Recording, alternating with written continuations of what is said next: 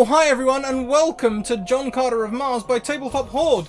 Before we go any further, can you hear me, chat? And then, can you also hear everyone else as we go around? Who would like to be a test person for us? Would anyone like to do a bit of test talking? Hi everyone, how are we doing? Hi. Hey. Test talk. Good evening. Woo. I'm seeing a yes from chat. We'll give it a second for delay. Hopefully we can all hear each other. We can hear everyone. Okay, it looks like we can hear everyone. I'm seeing a lot of chess, a lot of yeses. So before we get going, here are all our links. You can find in this great big wall of text coming up now. You can see all of our social links. You can find all of the ways you can support us. You can find all of our sponsor information and panel information when we have special discount codes and all that sort of stuff. So please do take the time to check them out. Your support really means a lot to us. Pizza Blob, thank you so much for the subscription. You can gift anyone you like a reroll. I've just realised I've not actually spoken through for Virginia what our roles and stuff do. Or did we do that privately at some point? We'll figure it out as we go. I think we talked about it, and I've seen it on when I was on playing with Greg. So awesome. We'll go with that. Great. In that case, let's go around and say hello. First of all, Virginia. Oh, hi. Hi. Thank you so much for having me back again, this time GMing. I'm super excited about this. This is going to be a lot of fun. So for anyone who doesn't know me, I am TabletopHoard over on Twitter, and I also work over at Modifius Entertainment, who are the people that make John Carter of Mars. Other places you encounter roleplay, playing Act and Cthulhu as a beta test. I'm also doing some playtesting for his Spike game, and you can also find me at the Roleplay Haven, which is a London/Welsh-based roleplay club where we give a bunch of money to charity while roleplaying. Yeah, that's pretty much me, and I'm super excited to be DMing for all of these awesome people. Fantastic, thank you. So let's go back around the screen a little bit to Mackenzie Lane just below me. Oh, hi. Hi! Yeah, I'm Mackenzie. I also go by Mac, and this is my second time back on Scratticus, and I'm super excited. Thank you so much. Next around, we'll go along and up the screen. So we go next to, first time on the channel, Zaragon Eridea. Oh, hi. Hello. I am Ari. I am Rune's husband, and I've watched him play on Scratticus before and wanted to join, so I'm trying it out now. Play a few campaigns. Awesome, we super appreciate that. Thank you. Just above Eri, we have Rune himself. Oh, hi. Hey, for those of y'all who don't know me, I'm Rune. I do art stuff. I'm currently freelancing with Cubicle 7 on the Age of Sigmar RPG. I'm also on my own stream, which is the Unnamed Few on Sundays, and where I play a disaster wizard. So yeah, it's me. Hey. Oh, hi. And last but most certainly not least, you may know him from our Tuesday game, Many-Eyed Monster Jeff. Oh, hi. Hey everybody, my name is Jeff Ellis. You can find me on Twitter at Many-Eyed Monster, where I write RPGs and RPG supplements. Yeah, I'm super stoked to be here. I'm very excited to see what I can do with all four of my arms. Fantastic. Well, with little further to do, Virginia, we hand control of the table over to you. We rolled a d6 to see who got the re-roll at Pizza's request, and it was a 1. So if no one minds, I'm taking it for myself.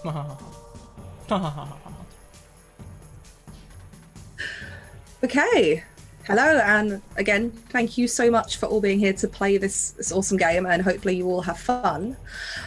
Very quickly, does everyone want to just mention who their characters are so everyone in chat knows what's going on here? Because John Carter's a bit of a weird world. For anyone that doesn't know, it is set on Mars, or as the people of that world call it, Barsoom. And there are some of the Martians are pretty weird looking.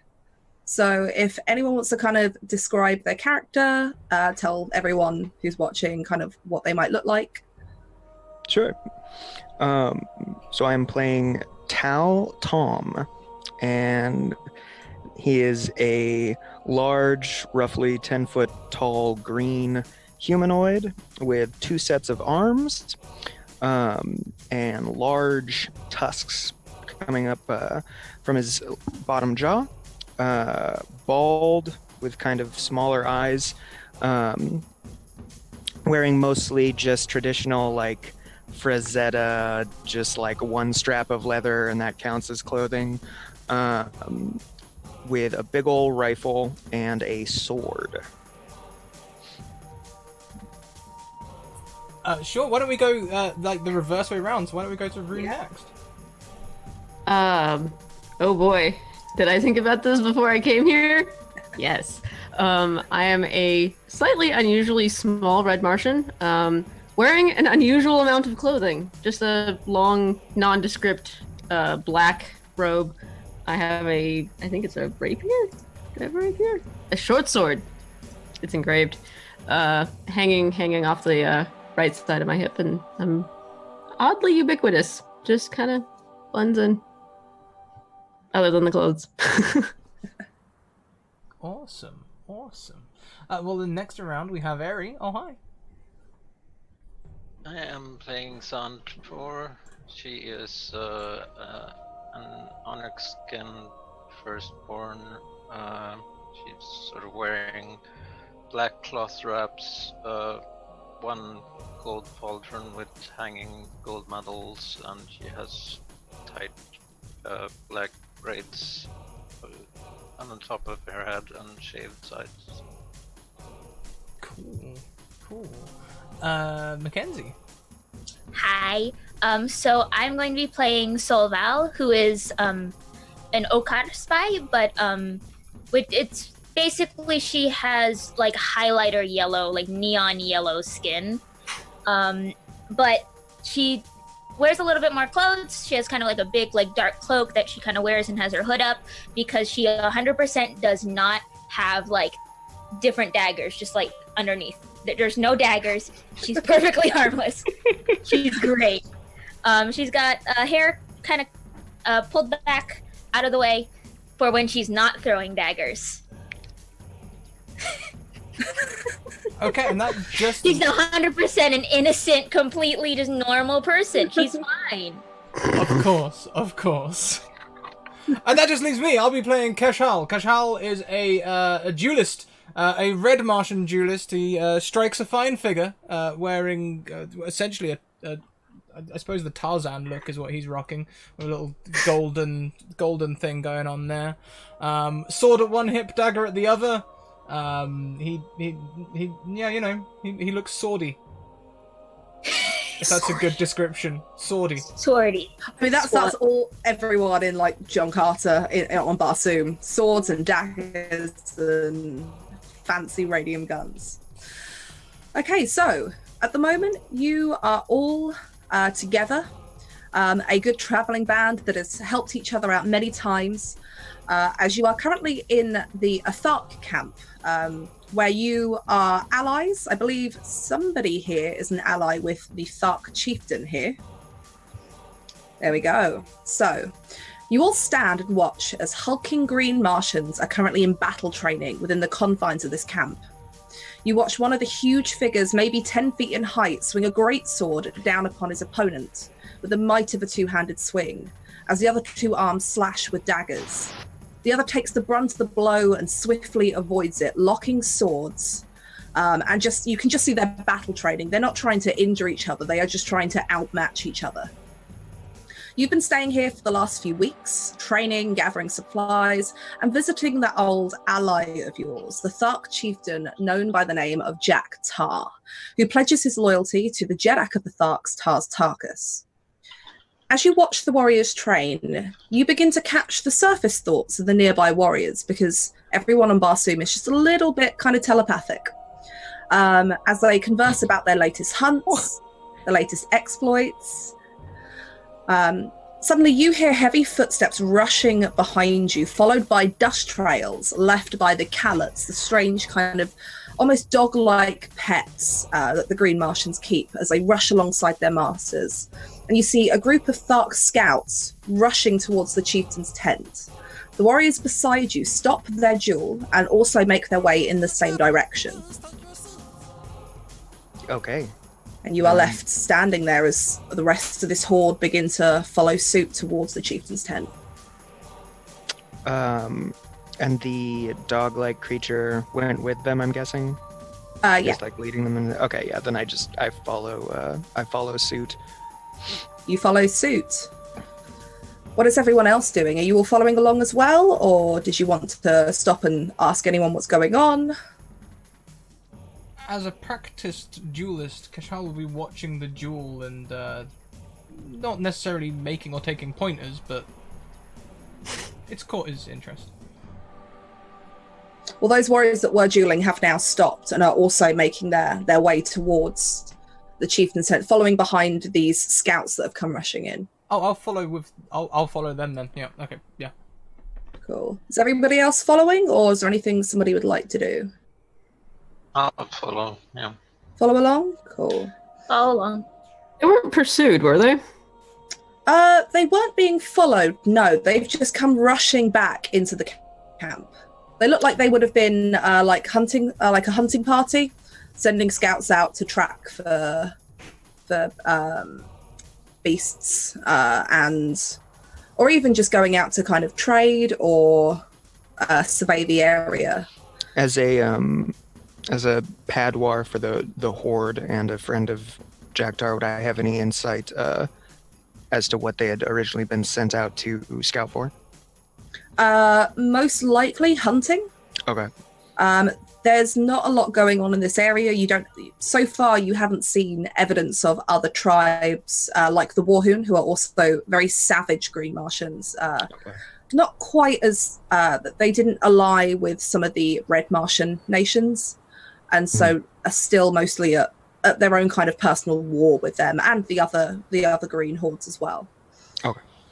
So you make your way through and push your way into this tent it's lined with kind of pelts of creatures, and this is definitely the chieftain's tent. And before you sits Jacktar, a very tall, about 12 foot in height, battle-scarred Green Martian. You can see he's got a broken tusk on the left side of his face. As you've come in, the scouts are in the middle of explaining something, and it looks like you've missed the beginning of the story as they're rushing to get it out. You do hear the rest of it. The first one turns and says, "We saw Warhoon. They've not ventured out this far towards this territory before. We thought perhaps that it belonged to them, but Carter here says she's heard some of the red men who travelled through a number of weeks ago talk about a strange creature following them before disappearing." And you see Jacktar rise from this seat to his full height and says, "Did you kill it when you saw it?" No, we didn't. We didn't want to harm it. It didn't prove a danger, and the fire would attract the Warhoon that we saw. Not to mention scare away the bants that we've been tracking. It didn't come close to us. We thought to leave it be. You see the chieftain huff, but doesn't seem to protest.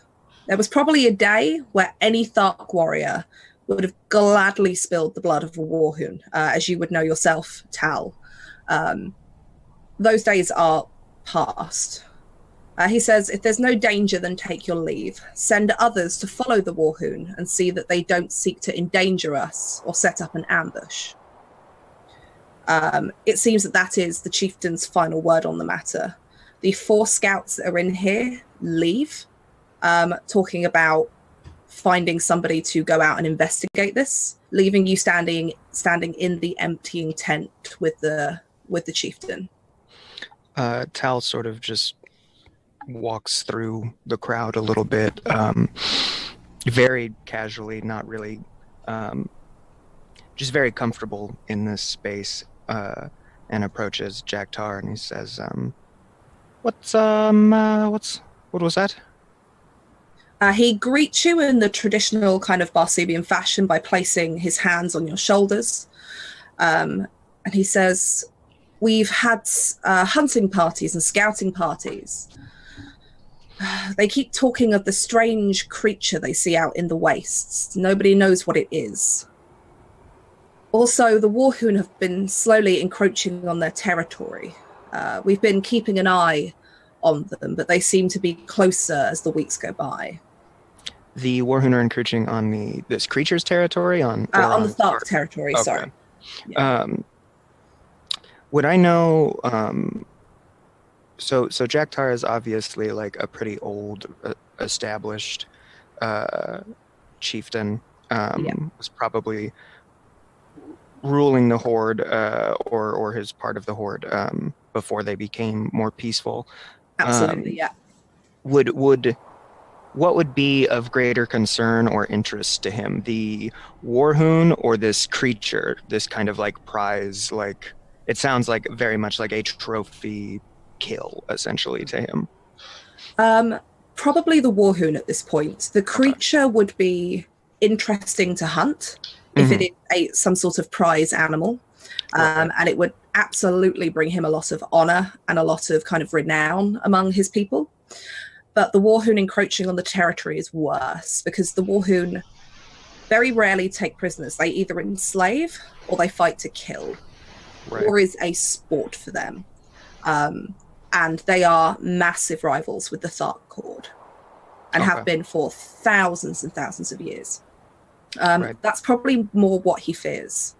And in fact, he does actually tell you, I didn't worry about this creature before, but I worry that the Warhoon might be following it into our territory.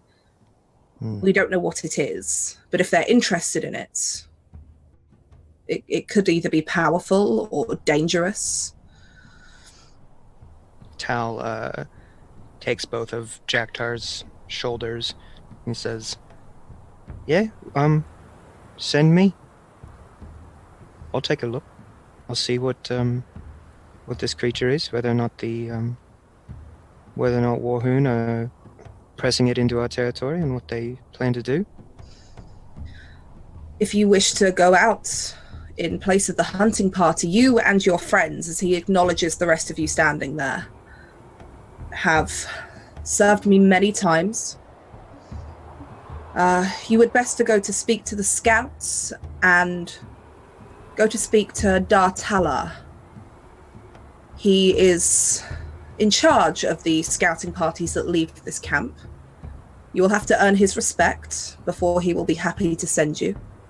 But I have no objections. Excellent. Thank you, chieftain, friend. Yes, I'll speak to Dar. And Tal's going to turn around, and he kind of, with his many large arms, just kind of gestures to the group back towards the doorway, just like, all right, come on. We've got hunting to do. We've got to go find what's going on with the Warhoon. Yeah, I'll be turning around really quickly and following the scouts, trying to catch one of them.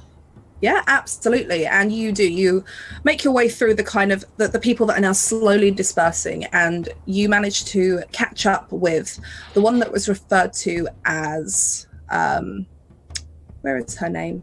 Carda. She is well decorated. You can see that she wears small amounts of fur and the very traditional kind of leather harness, with a radium rifle strapped to her back. As you catch up with her, I'll sort of catch her arm and say, this creature, what do you know of it? What does it look like? Okay, so she kind of turns to you and looks a little bit shocked.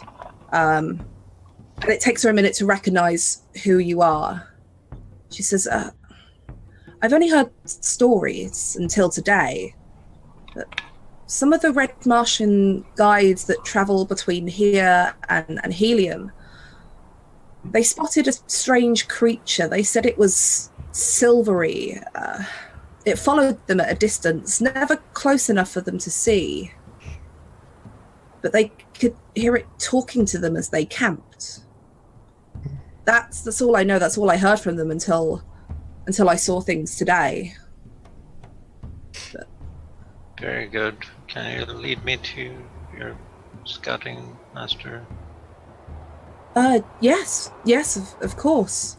And the other scout that's with her kind of looks very confused, but she leads you off towards the tent of the person who is in charge of the hunt that you've been told about. Is there anything anyone else would like to do while you're in this moment? There's still the rest of the party of scouts, kind of wandering around, making their way back towards their tents and their retinues. Yeah, I did have a question. Is Carter human? Is who, sorry? You Carter? said that- No, she's a green Martian. Oh, okay. All right. That's all I want to know. They, I want to. Oh, you go ahead. Oh, they just happened to mention that it was speaking to them. Do you know what it said? No, they didn't say. It was strange words, apparently. They couldn't make out a meaning for them. But it was... It wasn't like they could hear it. It was... She tried to gesture, and you understand that she's talking about the very kind of low-level telepathy that all of you have and are aware of at all times. It's unusual. I want to trail the other scouts that are walking away. I'm just going to quietly trail them and see what bits of conversation I can gather from them. Okay, in which case you get to make the first roll of the night. Oh, that's not a good thing. Okay. Oh, wait, no, this game is about rolling low. I roll very low. So, At yeah. long last.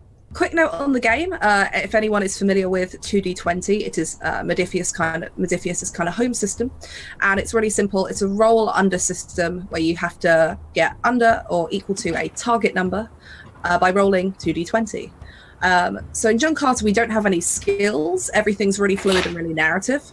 So on your character sheet, you will have your attributes. I'm going to say that for this one, you're probably going to be going with cunning and reason or cunning and daring. It all depends on how your character is doing it. So you're trying to be sneaky, or are you just trying to kind of blend in and just listen into what they're saying? Just kind of wander around like you're, bear in mind, you have free roam of the camp. So it's not like you're here and you shouldn't be, or are you trying to follow them and get up really close and hear everything? Okay, I have an ability that says when discovering important secrets or plans, you can use reason to understand, search for, or decipher stuff. Does that apply here, or? I would say so, yeah. Okay, cool. I want to use, I would like to just, I want to blend in with the crowd, but also just like keep enough distance so I can actually hear good chunks of their conversation. Okay, in which case... Oh, keeping it natural. Keeping it natural. Okay, in that case, if you roll for me, add your reason to your cunning. So that'll be your target number. Wait, hold on. Reason plus... Cunning. Okay, that's 15.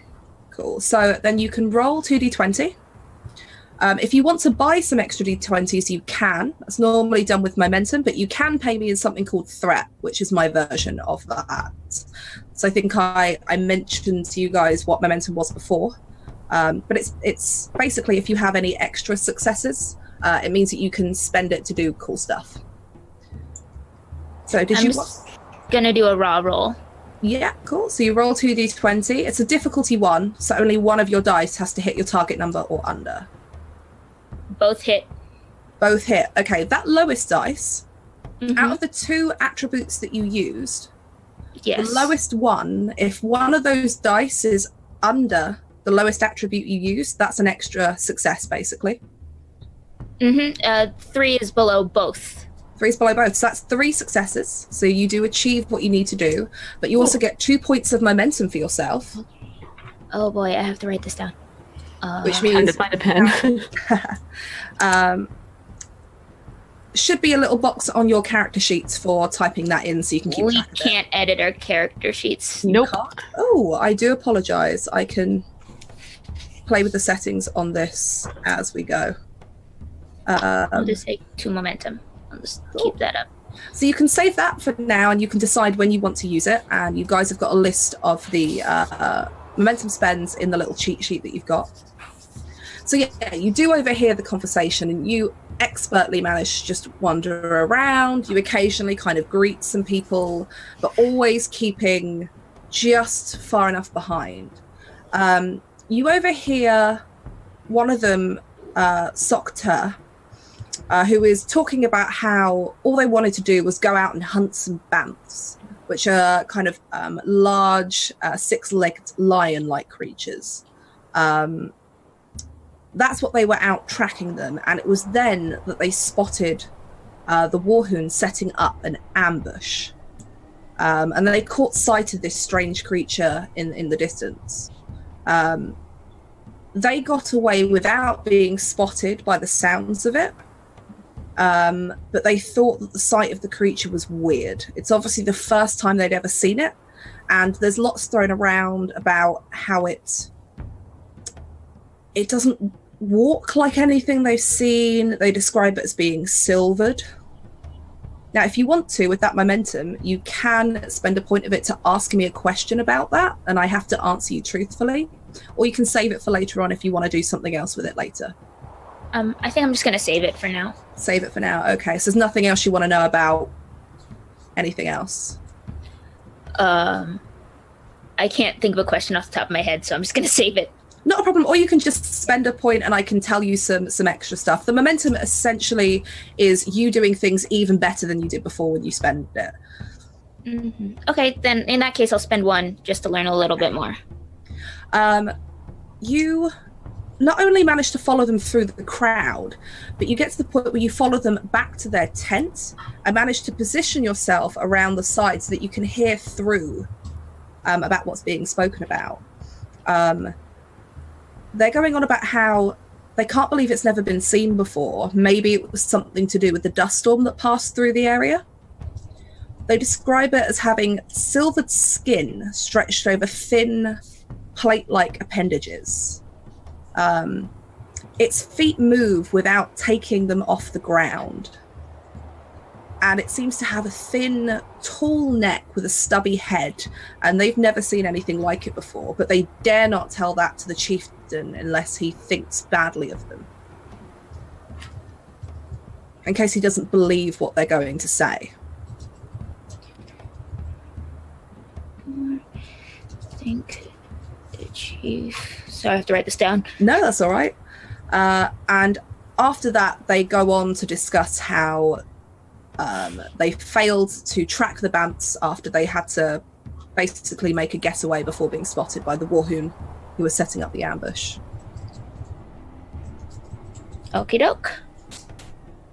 What is everybody else doing? Listening intently for the most part from Cash. He'll sort of interject. If they are setting up an ambush, why don't we just challenge them to a duel? Honor would demand that they would have to accept, and we can best them all. Does it always have to come down to fighting? Yes, it does. Oh, Cash, you never change, do you? This one thing I know is that Kesh doesn't change. And if there's another thing that I know, it's that Kesh likes fighting. And Tal is just like looming over you both. Yeah. Probably the shortest person in the group. So I'm just like... Okay, so I believe after this you were all planning to go and see Dar, who was leading the hunting and scouting parties. Yeah, so we will skip over to that scene. The first person there is probably Zan, because you were led there straight away by Carter. And you arrived to find another very old, slightly less battle-scarred Green Martian, who is currently, it seems like, speaking to various people, arranging the scouting parties going out, arranging what's come in. And he turns to see you, acknowledges that you're here, and says, yes? I hear you have trouble with the Warhoon and with the creature. We intend to solve some of those problems. Can you tell me some more? Well, I've only heard what my scouts have told me, and I'm more concerned about the Warhoon than some fabled creature they claim they keep seeing. How would you know to be more concerned when you don't know much about the creature? Exactly that reason. I know nothing about this creature. What I do know about the Warhoon is they would have no problem overrunning this camp and trying to enslave or kill us all. Enemy you know, unknown threat. I'd say I'm equally concerned with both. Well, so far, from what I've heard at least, it's not been hostile. Just confusing. Right? Well, we've heard they have an ambush set up, so we don't know whether that's for our scouts, some other poor travelers coming through. I'm planning to send out a party now to go and take a better look and see what's happening. The nice thing about an ambush is when you know that there is an ambush, it is not so much of an ambush. That is true. If there's not many of them, then the scouts can send word back and we can send out our warriors to dispatch them from our lands. Would Tal know most of the other Green Martians in this camp? Almost definitely, I yes. was gonna say I feel like he probably knows Dar. And I feel like he's probably the last one lumbering in because he's just very rarely in a rush. And he just kind of comes in and says, "Oh, hey Dar, nice to see you. We're gonna all gather up. We're gonna go out and deal with that silver thing, and I think we're gonna have a little ambush on their ambush. So should be nice. If you have any skiffs or anything we could use on that, that'd be great." Cal, you wish to take the place of the scouting party, you and your allies here? Oh, most definitely. Already talked to the chief. He said, go for it. So. You can see he looks very conflicted in his thoughts as he thinks about this, and he says, "I know you well, Tal. I know that you bring honor to this horde and to our chieftain. Thank you. Love honor. Your friends I do not know as well. Oh. I understand the chieftain gives you his trust as he looks and addresses the rest of you. But I have never seen any of you in combat." Kesh steps forward, drawing his sword. You wish to get to know me better? Please. You draw your sword. Not all the way, just a little bit out. Just like, you wish to get to know me better. Ash, not the time. As the GM, I'm going to warn you that doing so would initiate a duel. This is Barsoomian honor at its best. But as you step forward and do that, he kind of looks and you see the Green Martian could smile. That's what it would be. As he pulls the radium rifle off of his back and drops it to the floor and draws one of his swords. It says, "I like this one. He speaks our language. Oh, yeah, he's great at it. I challenge you to a duel.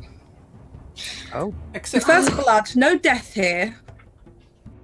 If you best me, you will have earned my respect, and I will send you out as the scouting party. You stand as the challenger for all of your friends." Oh no. Do you accept? Indeed, I do accept. Oh no. Don't we have bigger concerns? There's no bigger concern than honor. I understand. And Tal walks over and he literally picks up Dar's rifle and he like carries it out of the way and like sets it against the wall and he's like, "All right, everybody clear out. Make some space, please." And he's just putting his like giant arms out, just kind of like pushing people aside. I'm going to duck under his arm. I will not be hurted. Thank you. I just find a nice seat in the corner and like prop my legs up and just go, whatever, fine. Okay, so this is going to be a really simple duel between Dar and Kesh. It is to first blood, so nobody has to die here. It is essentially, in a rule sense, the first of the two to receive a wounds affliction, which is basically if you take a bunch of stress, which is what damages in 2d20, you're going to take an affliction. So he draws his sword, a single sword. You notice he doesn't draw the other two that he has on his person. Barsoomian honor decrees that he fights you with the same weapon that you're fighting him with. It just so happens that his version of a short sword is a lot bigger than yours. Yep. He draws it, puts it out, and waits for you to initiate the beginning of this duel. Kesh will give a short bow with sword, very formal, and advance quickly. Okay. So you tell me, how are you handling this? What are you going for? Ne'er may care. I dash in, almost looking open, as I start making wild lunges to try and draw his defense.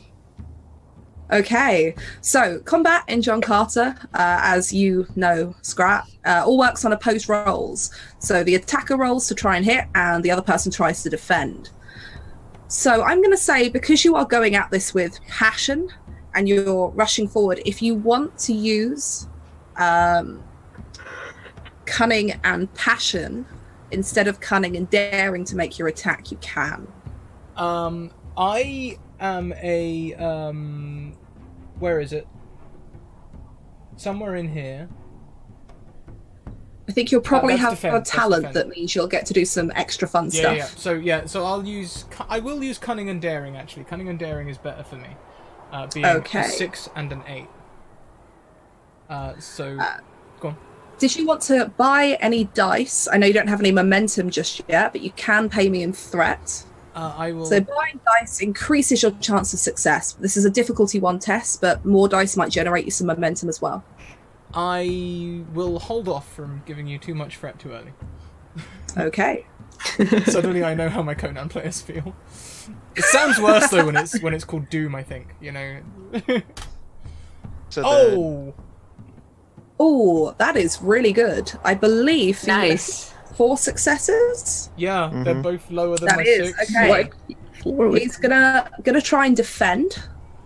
And let's see. Oh, that is bad. So, for everybody in chat who's seeing this and wondering why a 1 is good, 1s are basically critical successes. You get 2 successes whenever it's time you roll a 1. 20s are super bad in 2d20. They cause a complication, which is something negative. It can affect the difficulty of tests in a bad way, making them harder. He scored 1 success, which is not great against you. You've already beaten him. You also get 3 points of momentum. Thank you. For that. But you get a 20, which means I'm going to let you decide in what way that's going to impact him. What does he do that causes that complication, or what do you do to him? I would like to use the flat of my blade to slap the sword from his hands, like hitting his knuckles so that they repulse. I would like to disarm him, if possible. You know what? I will let you do that. So normally disarming is a momentum spend, but on the complication, yeah, you catch him with the flat of your blade just as he's adjusting the grip in his hand as you come towards him, and it drops to his feet. You still get to roll for damage.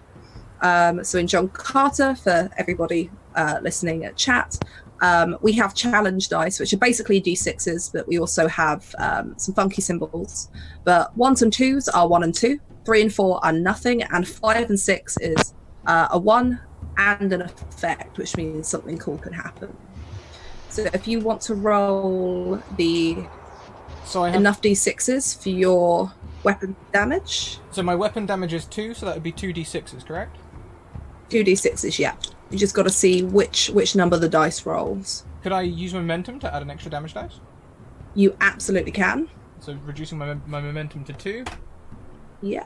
It's to first blood, not And to I first do kills. absolutely no damage. Oof.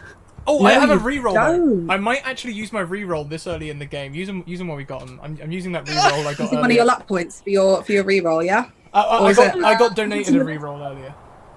Oh, awesome. So- yeah, go for it. Reroll those. 2 damage this time. 2 points of damage. Nice.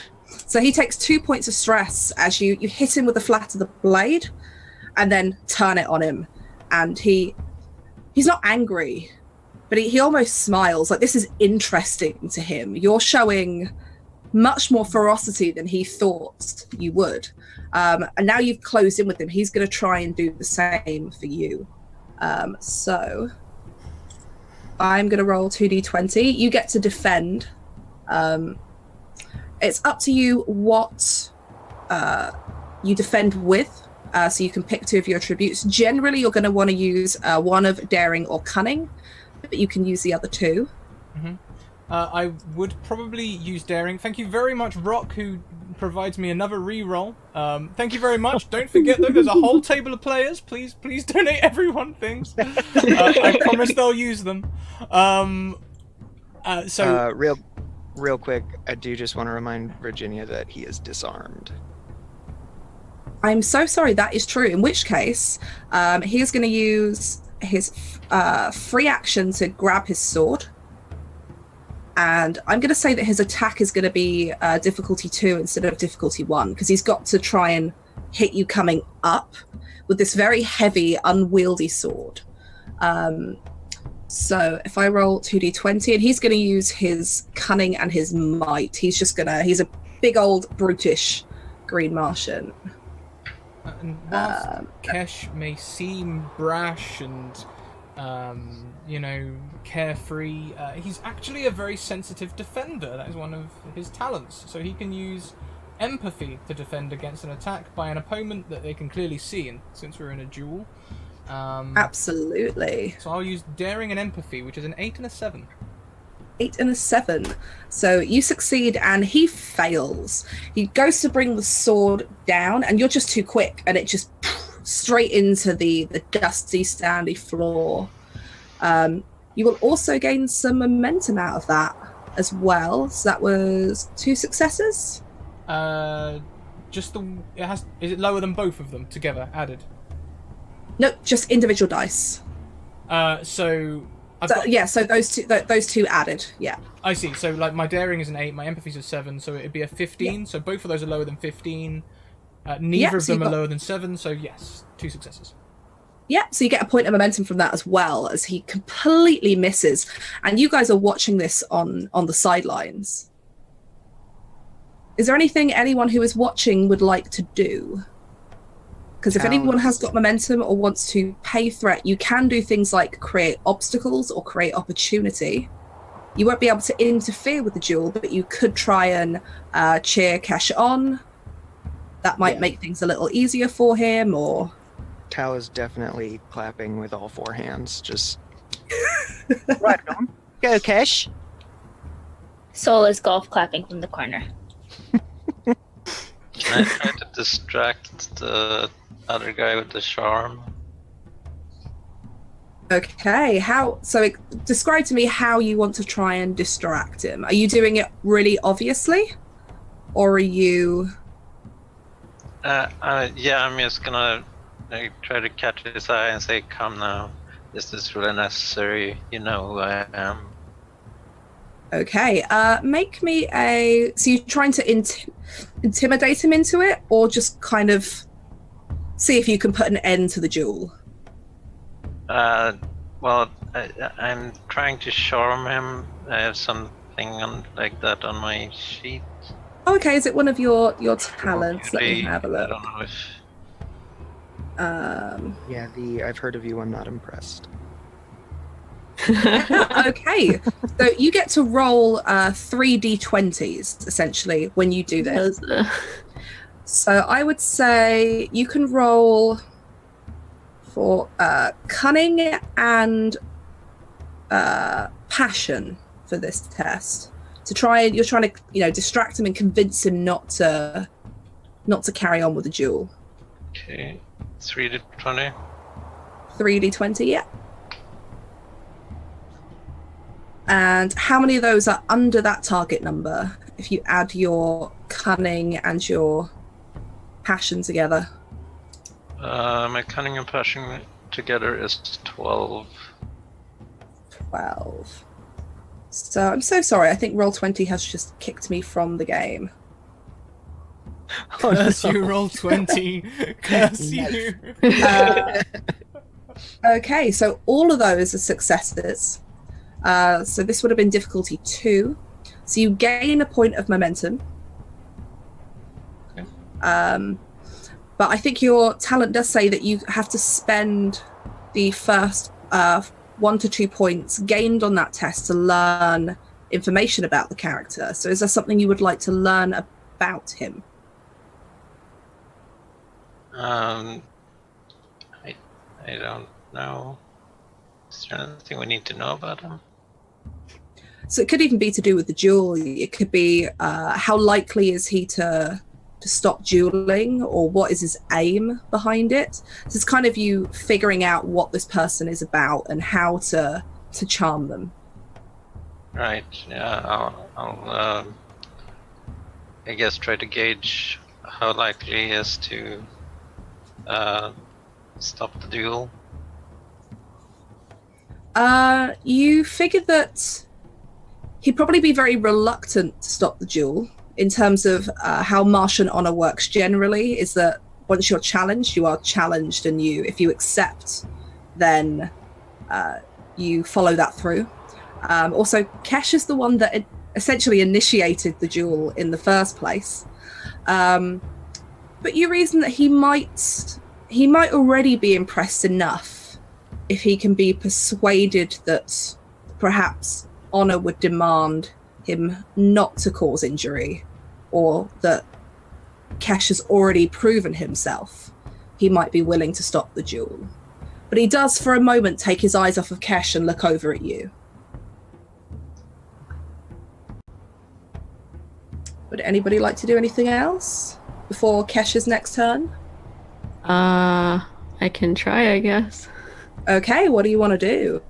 Okay, so knowing what I know about Kesh, in that he's all obsessed with dueling and honor and Martian culture being what it is. However, we have some kind of unknown thing lurking around out in the wastes. And an impending horde on the way. This is dumb. This is the dumbest thing ever. Kesh, I love you to pieces. Not the time. And obviously, yes, it's important that we recognize and mutually respect one another, but I would like to speak from the heart in order to stop this madness, because we have things to do. Okay.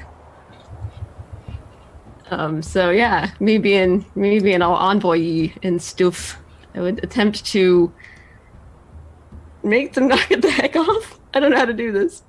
That's all right. So what I'm imagining is you're playing on what Zan has discovered, in that you're trying to convince him that the point has been proven. The Kesh has already proven himself worthy. Right. In that sense. So if you make a passion, and I'll let you pick the other attribute that you want to use. Probably reason, because this is appealing to our mutual intelligence and logic. Probably, I hope. Yeah, go for it. Did you want to buy any extra dice with threat at all? What does that do? So that essentially, for a single point of threat, you can buy an extra d20, so it increases your chances of success. Threat is basically my version of momentum. So while you guys can spend it to make things a bit easier for you or ask me questions, I can spend it to do exactly what you do: roll some extra damage, buy extra dice for my NPCs. Okay. And I can also use it to influence the game, to bring things in and make scenes even more interesting. Does this apply only to me or to the entire party? That's everybody. Anything that you can pay for with momentum, you can pay for in threat as well. Oh, I don't want to screw people over, but this could be fun. Sure. I'll take it. I'll bite. I'll take the bait. Let's do this. Okay. So you get 3d20 to roll. This is going to be difficulty 2. Because although you've got sound logic, Green Martians have still got it embedded in them, this sense of honor. Yes. 3d20. Here we frickin' go. The answer to that is my empathy plus my reason, so that's 14, I think. Yeah.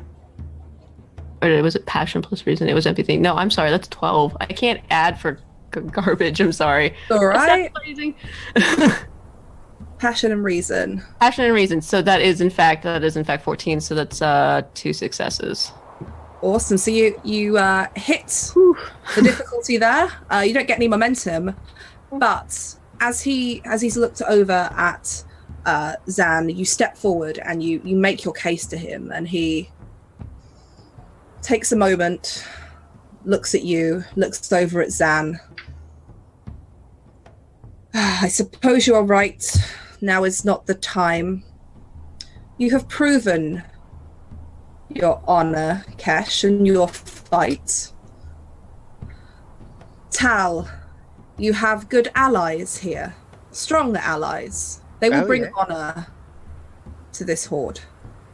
Good, I am glad Thank you you. yield. I say, putting my sword away without really giving him much option. You see the moment where he draws in this deep breath. Please forgive him. He's a little rash. And he looks at you, we will continue this another time. Thoroughly look forward to it. And I'll scoop up his sword and pass it back to him. Okay, he takes it back and sheaths it. And you have won the honor, essentially, of being declared good enough and honorable enough and strong enough to go out as the scouting party. Woo. All right. Now we can go risk our lives for the horde. Love it. Wonderful. Absolutely. Lovely. So he hands you essentially what is some rations, because he says he doesn't know how long you're going to be out there, but he does give you one piece of advice. He says if you're looking for where the scouts went, follow the Banff trail. You shouldn't have any trouble finding it. Oh yeah. All right. Track some bands. Take a look for anything silvery. Try to ambush some warhoon. Sounds good. And Tal is literally, he is picking up the radium rifle that Dar had, and he's literally just like gently like putting the bandolier back over Dar's shoulders. He's like, oh, there you go. That's for you. Don't want you to lose track of that. All right. Okay. And he sort of just puts his arms out again and just starts shuffling everyone out of the tent again. Duck under his arm again. That's good. Good talking there, Sal. That was good. That's what I do. Just want to make sure people are safe. Zen, always got that eye. I like that. Good job. Sol, I really enjoyed your claps. All right, let's go. Thank you very much to Rock, TVM Rock, who donates rerolls for everyone else in the party, excluding the DM. The only person that doesn't have a reroll now is Virginia, but thank you so much. Thank you. All right, that's what I've got threat for. So Which I have happily given you. Stop. threat isn't necessarily a bad thing. The way that I see it is like the more threat I have, the more weird and interesting things get for everybody. Sometimes a bit threat definitely does not sound like a bad thing. Anybody have a taunt? So before you guys leave the camp, is there anything else you want to do? Because you'll pretty much be expected to come back with something, or you haven't brought honor back. You have now taken it upon yourself. Whatever you do now reflects upon the chieftain's part of the horde. Right. Do I know enough about the area and like maybe where this party was sent out to? Do I know roughly how far it is? Is it like a short walk, a long walk? You could. It would probably be a fairly long walk. It's most likely that Bants, while they do tend to prowl and look for something to eat, probably wouldn't find themselves coming too close to where the camp is set up. But you can make a test to see if you can figure that out. You could probably go cunning and reason. Cunning and reason, yeah. Okay. It'll be difficulty 1, so it'll be fairly easy for you. You know the landscape here. Okay. 5 plus 7 is 12, so 1 success. 1 success, that's enough. Yeah, you can quite easily figure out where they went. You know where the hunting grounds are around here. It would probably be, there's almost like a valley that's not too far from here, where you go down into it, and that tends to be kind of the area that the Bants set up their nests, essentially. Okay. And then that flattens off further out as you go through the valley. Are so John Carter art is just chock-a-block with flying little skiffs. How do I get one of those? Are there any in the area that I can talk to someone about commissioning one? Not here, unfortunately, because the Green Martians tend not to be the best flyers of airship.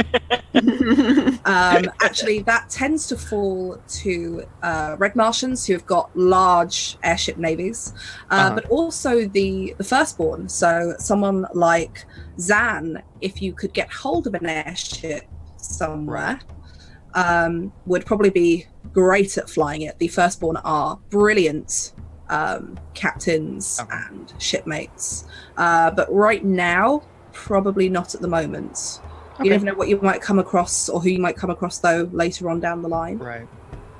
Yeah, then in that case, I'm ready to go when everyone else is. Okay. Would anyone else like to do anything before we... I know, okay, so with the information I got from listening to the scouts is I know the Green Martians are very more war focused, but is there any like storytellers or like lore keepers that I can talk to and see if I can get a little more information about the legends surrounding what we may have seen or what the scouts may have seen? Yeah, there's absolutely people like that. Even though most of the kind of Green Martian hordes tend to be warriors primarily, there are those that would be elders that would hold that information, and you can go and seek one out if you wish. I would like to do that. Absolutely. You seek out an older female Green Martian she's currently tending to a fire. You can see that she's got some very young Green Martian children under her care. Green Martians don't tend to have parents that they know. Their eggs are taken to an incubator, and then they are all released, and the women of the horde essentially try to grab them and take some of the kids for themselves to train as warriors. But she is there tending to that as you come up, and she looks up. And give her a little bow. And I'll say, so I heard a couple of my allies were part of that scouting party, and they were saying that, or I had heard legends of something out in the dust storms. I haven't heard a lot of stories growing up, but you seem a very knowledgeable sort, and I'd love to hear more. There are stories about many things that wander this land, and she kind of puts down what she's doing, and she's significantly taller than you, and you feel kind of two arms across the shoulder. She guides you down to a seat. What is it that you wish to know? Silver things. Things that move without walking, but they glide on the dust.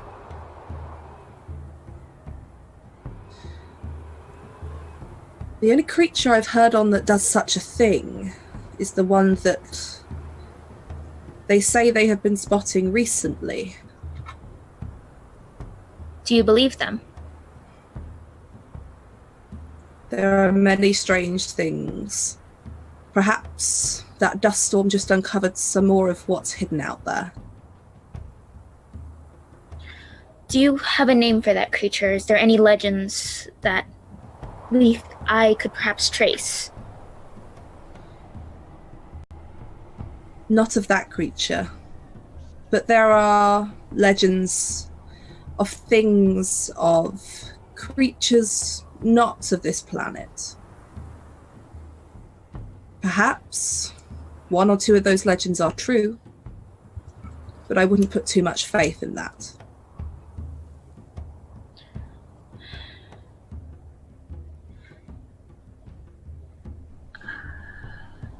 Thank you. You are welcome. And one of the kids comes running past with a short sword out as she tries to go and grab after him. I will duck out and I guess join the rest of my companions. Okay. Is that everybody ready to head out? The only thing I'll do is I assume as officer I have some idea what we have on us as a party. Can I sort of look at the scouts and see if they have something that we are missing that we might need when we go out? The only thing that they appear to be carrying that any of you may not have, as all of you, I believe, have got weapons and should do, is they do carry what looks to be some sort of canteen or flask that would be filled, as Tal could probably tell you, with a kind of it's almost like a milk-like sap that comes from the plants that grow in the area. So it almost acts as kind of food and water kind of all in one. Okay, but we did get rations, so I guess You did, yeah, that would have been included in that. Okay, so I'll just glance around and ascertain that we are okay, and then I'm good to go. Okay. Is everybody ready to head out? Question. Yeah. How likely is this encampment going to be assaulted by, looking at my notes, what the heck are these things called? Warhoon? If they haven't seen any large groups in the area, so all they said was they saw a group that looked like they were setting up an ambush, probably not too likely, and you would almost certainly hear them coming. Not subtle. Not subtle. In fact, in Roll20, I will drop this in Okay. for everybody, but lots of the Green Martians tend to Whoa. ride these giant beasts, which are Holy called Litidars. It's like, wow, that's impressive. It's like When the if Warhoon go to war, they go to war ready. For anyone who in chat who can't see this, I will describe this. It's an I'll almost grab it. I'll put it in. elephant-like creature. I'll grab it and put it in chat now. I'll put it in so they can see. Awesome. On it. But yeah, you would all know that if Green Martians go to war, you're going to hear them and see them coming. They are not subtle. They are not like Souls people, who the Oak are known for being very, very brilliant swords masters, but also very cunning and very sneaky and very planned. The Green Hordes, they just run straight at you.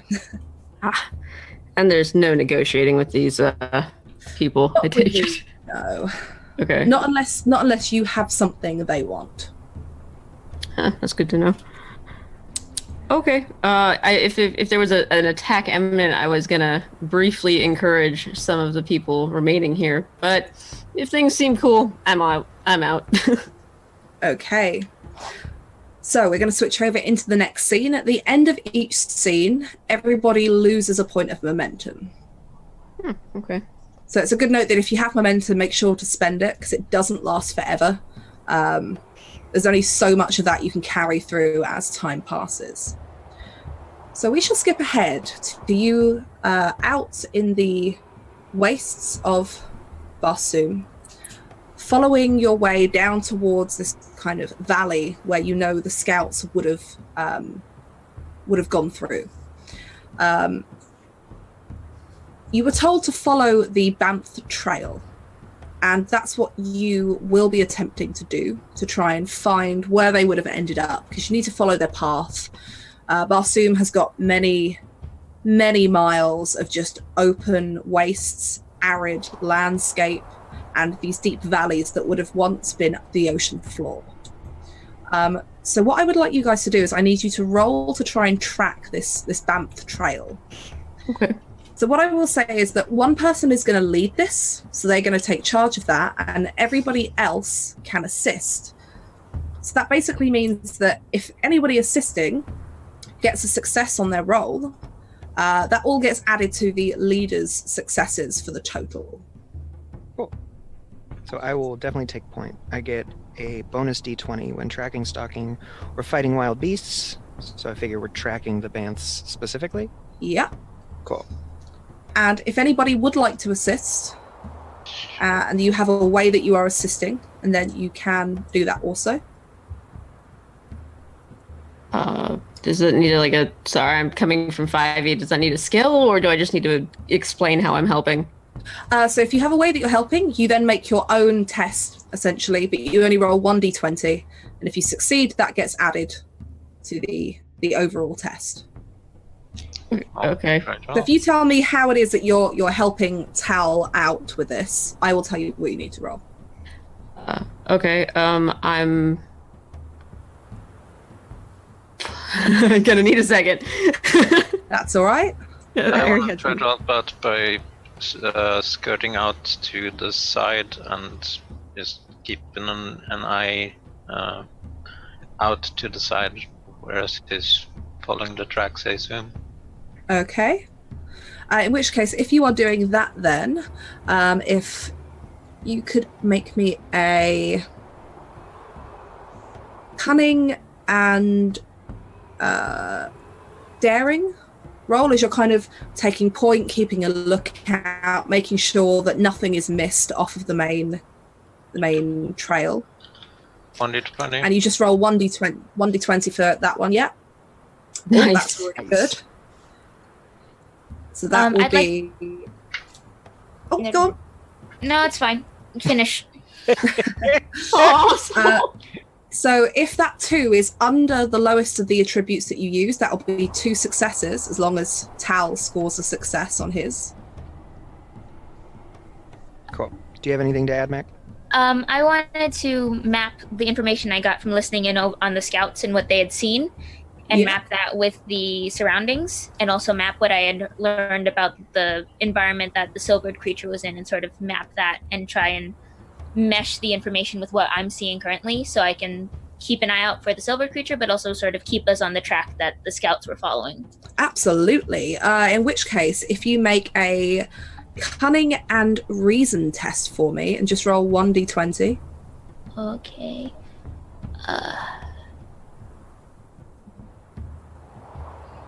That's a success. Mhm. Ooh. So it's All 3 right. successes there. So, Tal, as long as you roll 1 success on this test, you will. There we go. You guys are going to add a bunch of momentum. And I'm using, what am I using? Cunning and reason? I would say, yeah, cunning and reason, because you are properly tracking. You're drawing on your knowledge. Holy Jesus. Okay, well, I got a 20, but I also got 1 success, so... You also got 1 success. So that is 4 successes in total on a difficulty 2. So you've earned 2 momentum. I'll let you split it however you like between everyone that contributed to that. Oh, nice. I was gonna, but I needed to think about my reasoning. I'm sorry. Oh, I'm so sorry. No, it's okay. Yeah. So I figure everybody's got their own specialties. I'm the details guy. I'm the hyper focused, like, what did everybody else miss? So I'm gonna just kind of be a generalist, I guess, and look for small things that are out of place, things that don't seem right in general. Okay, actually, make your own test for me, because you're not just looking for the tracks, you're surveying the entire kind of landscape as you see it, I'm guessing, and Sure. seeing what doesn't look right. If you make a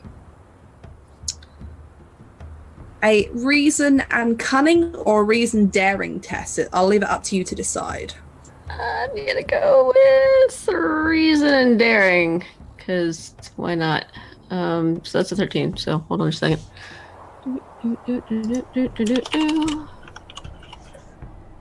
Answer it. Damn. Oh! Nice. Are either of those 2 dice rolls under your lowest attribute that you just used for that test? They both are. They both are. That's 4 successes. It's a difficulty 2 test, so you can grab yourself 2 momentum. Woot. 2 for me. And you do. Actually, you spot what I'm going to do with the complication that Tal Nice. just rolled. Thank God. You're looking around, and you can see these tracks that Tal is following, and it's maybe a few hours into following these through this valley that you begin to realize something is very, very wrong. These tracks almost look like they're going round in circles. So you'll come up to a point, and then you figure that they back trail back, and then back up further. And then you start noticing tracks that weren't there before. As you double check to see if they've come back and gone off somewhere else, you start to realize there are tracks that weren't there when you first came past. Something That's ungood. fresh tracks. Are they bantha tracks? Bantha. What are these things called? They're called Bantha? Ants. Yeah. Bants. Are they Banth tracks or are they something else? It looks like they're Banth tracks, but you don't see any where you are. Do the green Martians use apparatus that can mimic different kinds of tracks from other people? Not that you know of. Okay. Does she point this out to me, and can I see if they're being dragged on the ground if they're tracks that are being dragged without the feet lifted? I will definitely point it out once it becomes apparent to me that we are quasi-walking in circles. If you want to spend a point of momentum or give me a point of threat, I can give you the answer to that. I won't make you roll for it, but it will be a... Okay, I don't have a point of momentum unless I was we able split to. it. Yeah, I was able to gift momentum for my roll, right? Yeah. Okay, yeah, I would have given Mac and Zan one as well. Okay. All right, well then I will spend that one momentum I got to get the answer. As you look at the tracks, they're definitely not being dragged. What you can tell, because although you're not trained to track beasts, you do understand how, being a spy, how looking at the imprints and footprints work. This creature wasn't running. This creature was stalking. They're all placed very close together as they kind of lead off and then come back and lead off and come back. Is there anything anyone else is doing while this is being investigated? When this is pointed out to me, do I know any kind of predators in the area who normally use this sort of tactic? You would probably know from your background. Bants stalk their prey. They are essentially big cats. They're like lions. It's the Earth equivalent. They tend to stalk their prey. Okay. So it looks like so we're following a Banth trail, and there's another one that's hunting what we're following? Looks to be that way. Okay.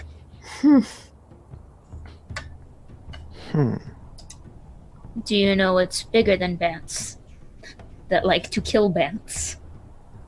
Or the bants killing each other? Do they tend to hunt each other? Do they cannibalize at all? Would I know that? That you've ever come across. Maybe one's hunting us. Yeah, Tal looks at it and yeah, I think something may be onto us. Maybe doubling back, trying to run us around a bit. Kesh? Don't sound so happy about it. Well, it's just the thrill of the hunt. A little bit of blood sport. Kesh suddenly looks really happy. Having not taken part in the tracking part of things, he was getting quite bored, and now he's like, yes! Let them come! Somebody said blood sport. Just as you say that, Kesh knows. Kesh, as you proclaim, let them come. Oh boy. Here, I'm going to spend 4 points of threat here. Sorry. That's alright. I start with threat anyway. I start with each player. So you're all good. But yeah, you hear this almighty roar. Dang. As soon as you say it, and you see coming down from kind of one of the rocky precipice, as it jumps clean down, all 6 legs and bushy mane, as this Banth, probably the one that has been stalking to you, lands in front of the group and begins to basically stalk and prowl in front of you. If you've ever seen like the way that a lion walks up to its prey, it's just like that. I'm going to drop an image for you into here so you can see what these scary, scary creatures look Tal like. just points at it. Oh, there it is. Are these things sentient? Oh my god. Yikes. They're sentient, but they're not necessarily intelligent, aside from their ability to hunt very, very well. Okay, so you can't negotiate with these things. I have a No. question. I said I was scouting out to the side as we were tracking. Yeah. Where am I positioned in this situation now? It is up to all of you where you'll be positioned. And what I'll do is, because Zan was checking stuff out, you were really alert. You were watching in case something happened. So you guys will get the first turn in combat, essentially. You'll get to choose on your side who goes first. But you can be positioned wherever you wish to be. So we're not using a map for combat. We're doing theatre of the mind because Carter works really well with that in kind of describing what crazy stuff is going on. So I'll let all of you choose your positions, but you've essentially got these high valley walls either side of you, which kind of, you could probably scale the walls themselves where they've crumbled in parts and there's stone that gives way, that you could make your way up, which is how the Banff got down here in the first place. And it's pretty much just arid desert land in front of you. There's kind of rock outcroppings here and there that looks like they've fallen from what are now cliffs, but would have once been the sides of this ocean floor. So you can position yourselves wherever you would like as soon as this beast lands in front of you. I would like to look at Kesh and go, you had to ask. And then I'm going to slink up against one of the walls and just try and not be seen as best as possible. Okay. I'm just gonna try to, since I'm out to the side, I'm gonna try to rush in and slice at it from the flank if I can. Absolutely. So if you want to, we'll start you off with the first turn of combat then. Where is everybody else positioning themselves to, as this comes down, you've got a split second to get yourself wherever you think you need to be. I feel like Tal's sort of natural calm sort of does him a disservice in moments of moments of sudden attack, and he's just standing in the open pointing at it like, oh yeah, that's the one. And he's just literally right in front of it.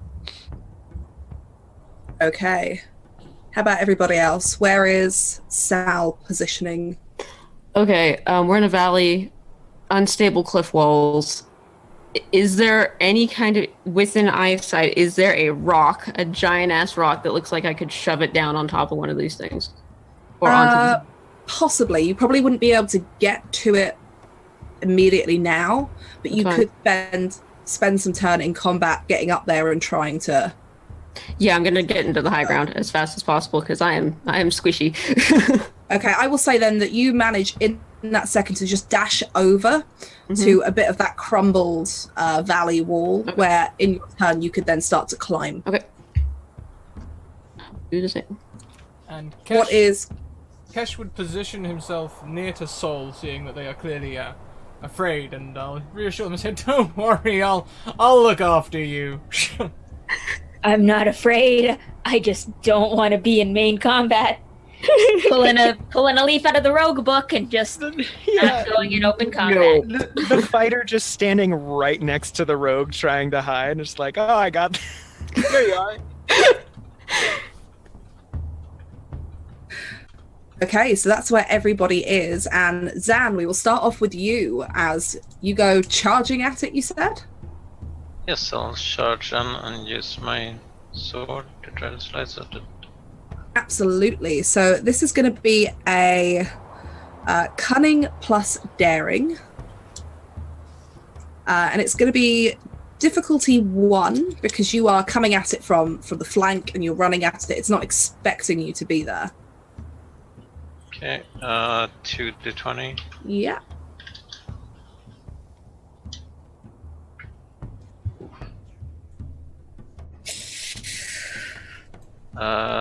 Cunning plus daring is 14. 14. So you got 1 success there, so that's enough. I'm going to roll it and see if I can defend. So let's see how well this Banff does. And it's going to go with daring and might. So that is... Oh gosh, I have to do math now. 15. That is 2 successes. So it gains a point of momentum. Or gains me a point of threat, I should say, and it does succeed in defending. You rush at it with your sword, and it catches. And with all 6 feet, it spins itself round and kind of backs up a little bit away from you. As you just miss, your strike was fine. It just caught wind of you rushing up towards it. If you want to, you can keep the initiative for your side. It'll cost you 2 points of momentum or 2 points of threat. Which means another person on your side can go next. Or you can hand the initiative over to the Banff. Thank you very much to Tool School for the raid. Welcome in, raiders. Oh, hi. I only have 1 momentum, so how does that work? So anybody can spend the 2 points of momentum to keep the initiative and hand it off to somebody else in your team. If you don't have enough momentum, you can always pay for things with threat or part momentum, part threat. So if there's a momentum spend that's like 3 momentum, but you've only got 2, you can pay 2 momentum and 1 threat. But anyone can pay that momentum to keep the initiative. Does anyone else have a momentum? I'll chip a momentum in, yeah. Yeah. Okay, so you each pay a momentum. Who on your side is taking the next turn as you see the Banff dash away from Zan, backing up a little bit? Who's going in for the strike? I will, unless Kesh wants to, or anyone. How far, like, if I'm standing near Sol, how far is the creature from me? So... Okay. We don't measure range with numbers. It's all to do with relative ranges, so close range, near range, far range.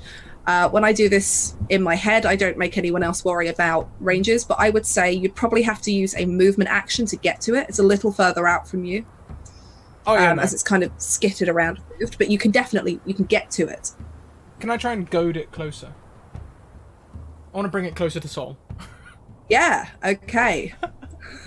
You're not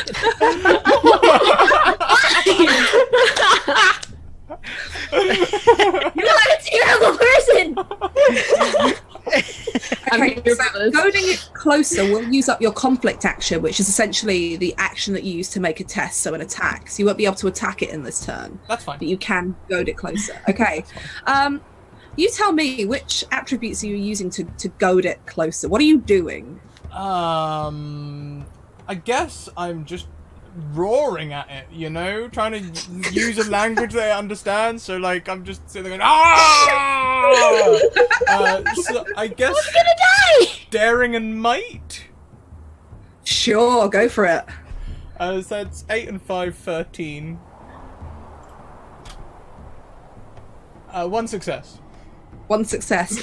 Doesn't take a lot to catch this Banff's attention as you start roaring in its direction, and you watch on the 6 legs it pivots around again and goes for a full rush towards you and Sol. Like in that direction. You don't know if it's spotted you yet, Sol, because you're currently kind of pressed up against these rocks. But it's definitely noticed Kesh as it starts padding towards you. Kesh is happy. So, it's now the Banff's turn as it comes right up towards you. Let me just grab this up here. And it is going to try and go for you as you've goaded it, and it's like, I'm here. And you watch as it rears back in a roar, and it's going to have a go and see what happens. Because you've goaded it, I am going to spend a point of threat. Roll an extra dice, because it is furious. Of course. You're not taunt happy fun kitty. Holy crap. But as it does its terrifying roar, it's going to use one of its talents. So I'm going to make a cunning and daring test, which is 14, so a normal one. Oh, that is 2 successes. I need everybody in the group, because you can all hear it roar, to roll me a cunning reason test, please. Oh no. 8 reason and cunning. 11 for me. Cunning and reason. Okay. It's difficulty 2. Balls! 2 successes, yeah! 2 successes. 1 success. 2 successes. 2 successes. If one Okay, is lower anybody- than my, I was gonna ask if one is lower than one of my scores, does that give me anything or no? Yeah, so if one of your dice rolls below the lowest score that you use, that's an extra success. I have 1. I have an Okay. extra success, so I get 3. Yeah, so anybody who got more than 2 successes, take that momentum. Anyone who rolled under 2 is going to take some fear damage now. So, I'm going to roll 3d6. Okay, so the 3 is a miss. The 2 is 2 points of stress. And the 6 is a single point of stress, and this particular talent doesn't have an effect. So anyone who rolled under 2 successes, can you mark down 3 points of fear stress for me? So you'll see that there are 3 stress tracks. I'm really sorry, I'm still trying to figure out how to unlock everything on here. If you go up to the share settings, you can probably change to edit, and then you'll probably have to resend us the link. You can also just copy the sheet and make your own. Make you guys count. Oh yeah. Make a copy. Just hit no make a copy and worries. then hit my drive. So yeah, I'll do that. That's fine. Let me I will just... do that as well. There you go, updated one in our chat there. Sorry about that. Don't. Oh, wowie. So you will see that you've got 3 different what we call stress tracks. So each of them represents a different kind of damage, essentially, that your characters can take. So you have fear, confusion, and injury. So fear is representing your character getting frightened by the situation or feeling uneasy about it. Confusion stress is more about kind of the confusion that you get in battle, not being sure what's happening or what you should do, or just that kind of loss of confidence. And injury is your good old I got hit by a sword damage. If you take too much damage in one go, or you fill one of those stress tracks, you take something called an affliction, which is really hard to heal. It affects some of your rolls later on. But you do, when you defend, if you defend and you still you fail that, you get to choose where you put your damage based on what you defended with. So there should be a little thing in the cheat sheet that tells you if you defended with this attribute, then you can take stress on a particular stress track. Just so everyone knows, but we'll go through that as it comes up. But yeah, it is then going to go in for its actual attack against Kesh. So rolling 3d20. That is 2, 3. That's 4 successes. Kesh, you need to try and defend against that. So you've got to beat its 4 successes. Beat its 4 successes. I can see it, so I can use empathy. So daring and empathy. Daring and empathy. Do you want to buy any dice? I've got 1 momentum. I think I'm going to buy 1 extra dice. Okay, so you roll 3d20 then. Okay, so less than 15, but 7 is the magic number. Oh! I've got a reroll, but I'm not going to use it. I'm going to take it. I only get 1 success. 2 successes there.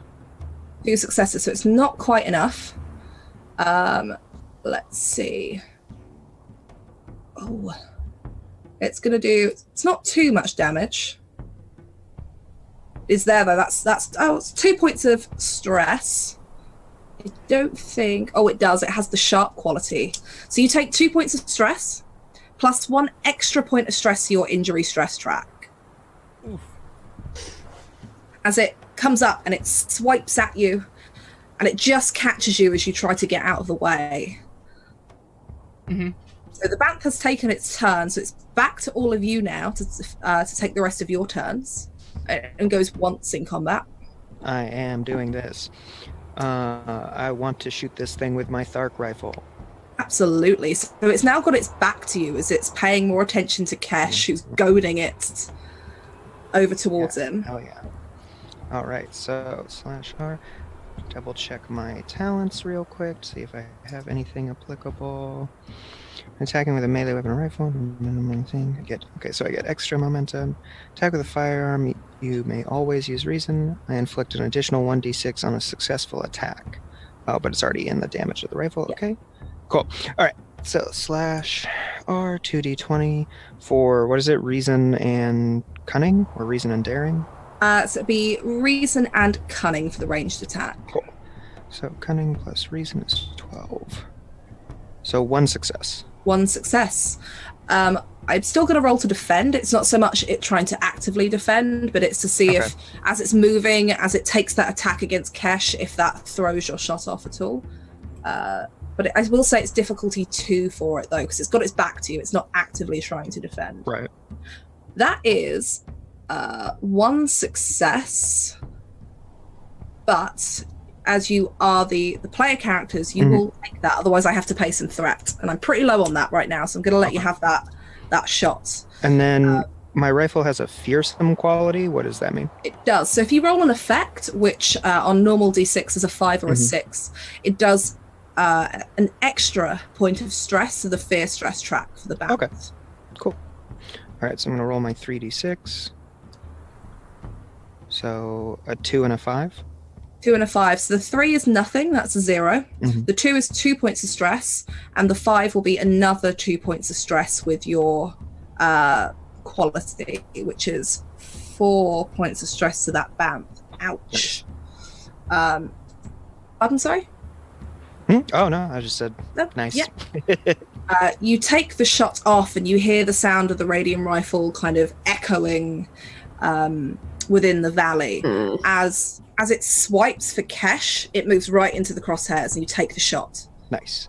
Who is going next? As you see this happen, and Kesh is goading it. I would like to go next. Okay. Do I need to burn momentum or? No. All right, cool. I'm going to launch at it and just try and, from the back, I'm going to just try and drive a dagger into its back. Okay, go for it. I will say for this one, you're going to be using definitely cunning and daring. As you kind of pop out from the shadows. Okay. And Kesh is goading it, and you've got Tal over there setting up maybe for the next shot. And Zan is behind it, probably starting to close in now as well. Oh my god, roll 20, please. Let me just highlight this. Roll 20, please. All right, 2. There we go. I can't. Oh my gosh. Okay. That is 2 successes. 2 successes. Okay, it's going to try and defend. That is also 2 successes, but you will take it as the player character. Well, it's cunning plus daring, right? Cunning plus daring, yeah. Yeah, that equals 13, so both succeed. Okay. Yeah. It's so distracted with Kesh as he's there goading it that it doesn't even notice you come out from kind of pressed up against this rock. So if you want to roll the damage for your daggers. It is a 1d6. Okay. Blink. Yay! Yeah, that is a point of damage for that Banth. Nice. You take the dagger in and it roars back. I think we've only got one person to go, and that is Sal, am I right? Yep, hi. What is Sal doing? Sal was climbing up a wall. Did I make it up somewhere? Okay, cool. I would like to attempt to find a rock the size of Jupiter to drop on this thing somehow. Okay. I'll let you have that there's a rock there. If you want to spend, what you can do is you can spend a point of luck. So if you have a look on the little cheat sheet, you have a luck point spend. Luck points are like momentum on steroids, essentially. Okay. Pretty cool stuff with them. You can buy yourself a D20 that's already got a critical success, but there is something called influence the story, and that means that you can spend a luck point to introduce something to the story. So if you want to spend a point of luck, then I will happily let you have that there is a rock the size of Jupiter, as you just described it, that you can try and drop on this Banth from above. Yeah, basically, if I can find some place that's unstable in the geography of our environment to just Absolutely. So yeah, if you spend the luck point, you do. Sure. As you've kind of scaled up, seeing all this go on below, you do find it's not so much like it's not like a boulder, it's just a piece of rock that's kind of, you can see where it's slowly kind of started to crack away. A little bit of pressure on it and you could probably get it to fall. I like jam my short sword in there and kind of leverage. It should kind of tip forward and calve like a glacier. Absolutely. In which case, I will say that you can use definitely reason if you're using it like a lever. Yep. And then you can either choose to use might or daring.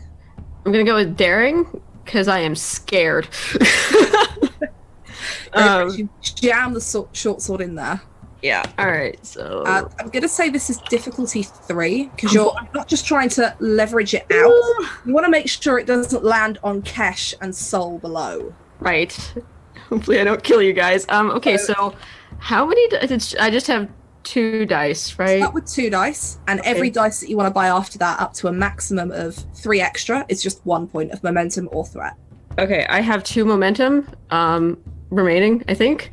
Yeah. So I'm going to use both of those because I really don't want to screw this up. So Go for it. 40-20. 40-20. God help me and my poor broken body. Oh, Jesus, God almighty. Okay. So you said reason plus daring? Mm-hmm. So it's 13. Only one of those succeeded, but I also did get a reroll. You did. Which I'm gonna burn. Now would definitely be the time to use that. Because I don't want to kill all my friends. The hazard of doing crazy things. Please be. Oh, that's nicer. Yeah. Okay. 2 nat 1s, a 3, and a 17. Wow. Okay, so that is 1. Thank you for the reroll. 2, 6 successes. If that 3 is under the It most lowest, certainly is. that is 6 successes. So you get 3 points of momentum back.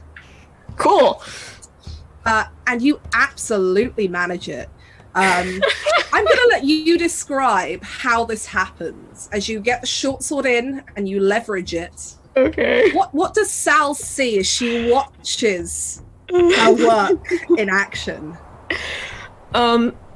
So Sal does some quick background math in the back of his head, leans over, looks at the battle, watches his allies, and goes, "Yeah, okay," and just kicks the sword into the ground and into the stone, and just watches as like half of this cliff face just tips forward very gently. Sal just leans over and goes, "Look out!" very casually, shaking like crazy the whole damn time. So Sol and Kesh, you hear from above, "Look out!" and then the cracking of rock. Oh no. Bye. As you both look up for a moment and you can see it just starting to fall. As you jump back, in that split second, it lands straight on top.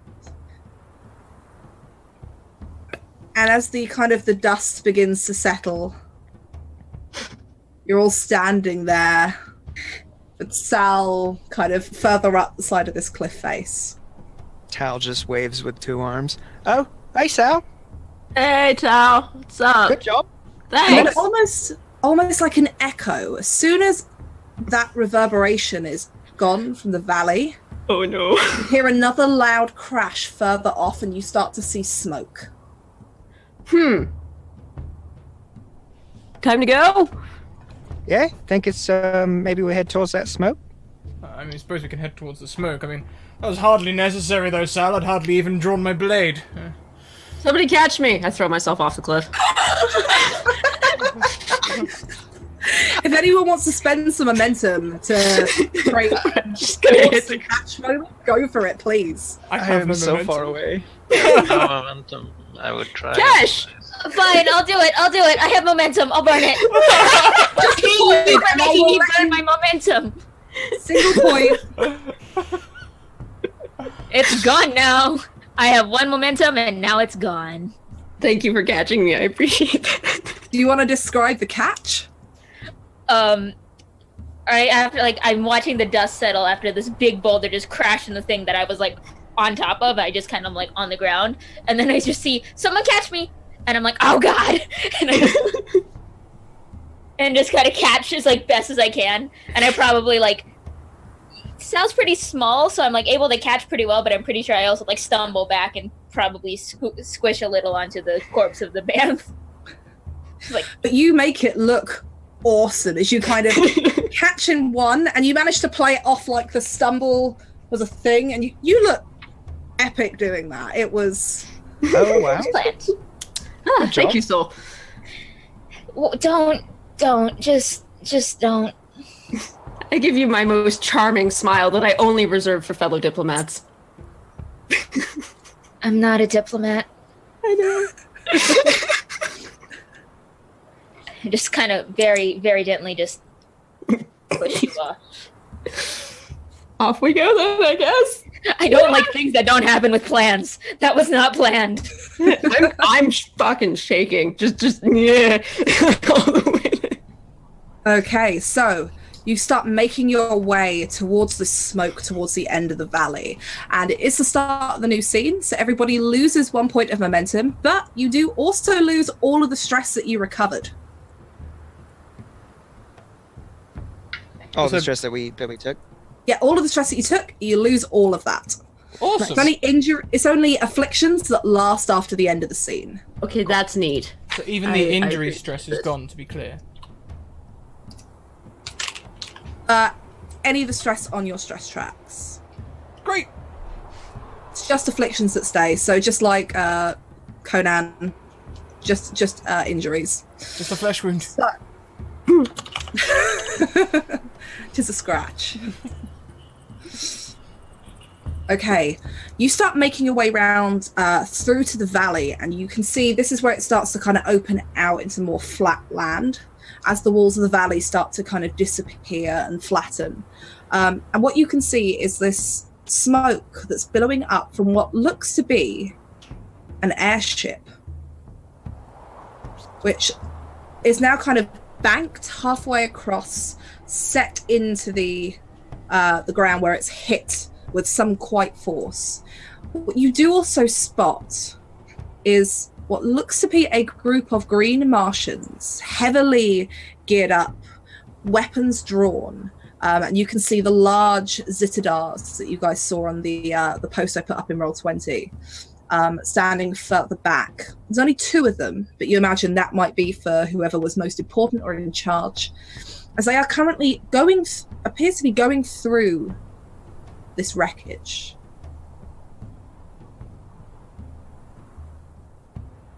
All right. Well, looks like we've got some Warhoon, couple of Zittadars in there back there.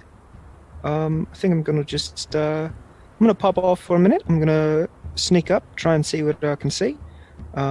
Sol, maybe you'd want to come along.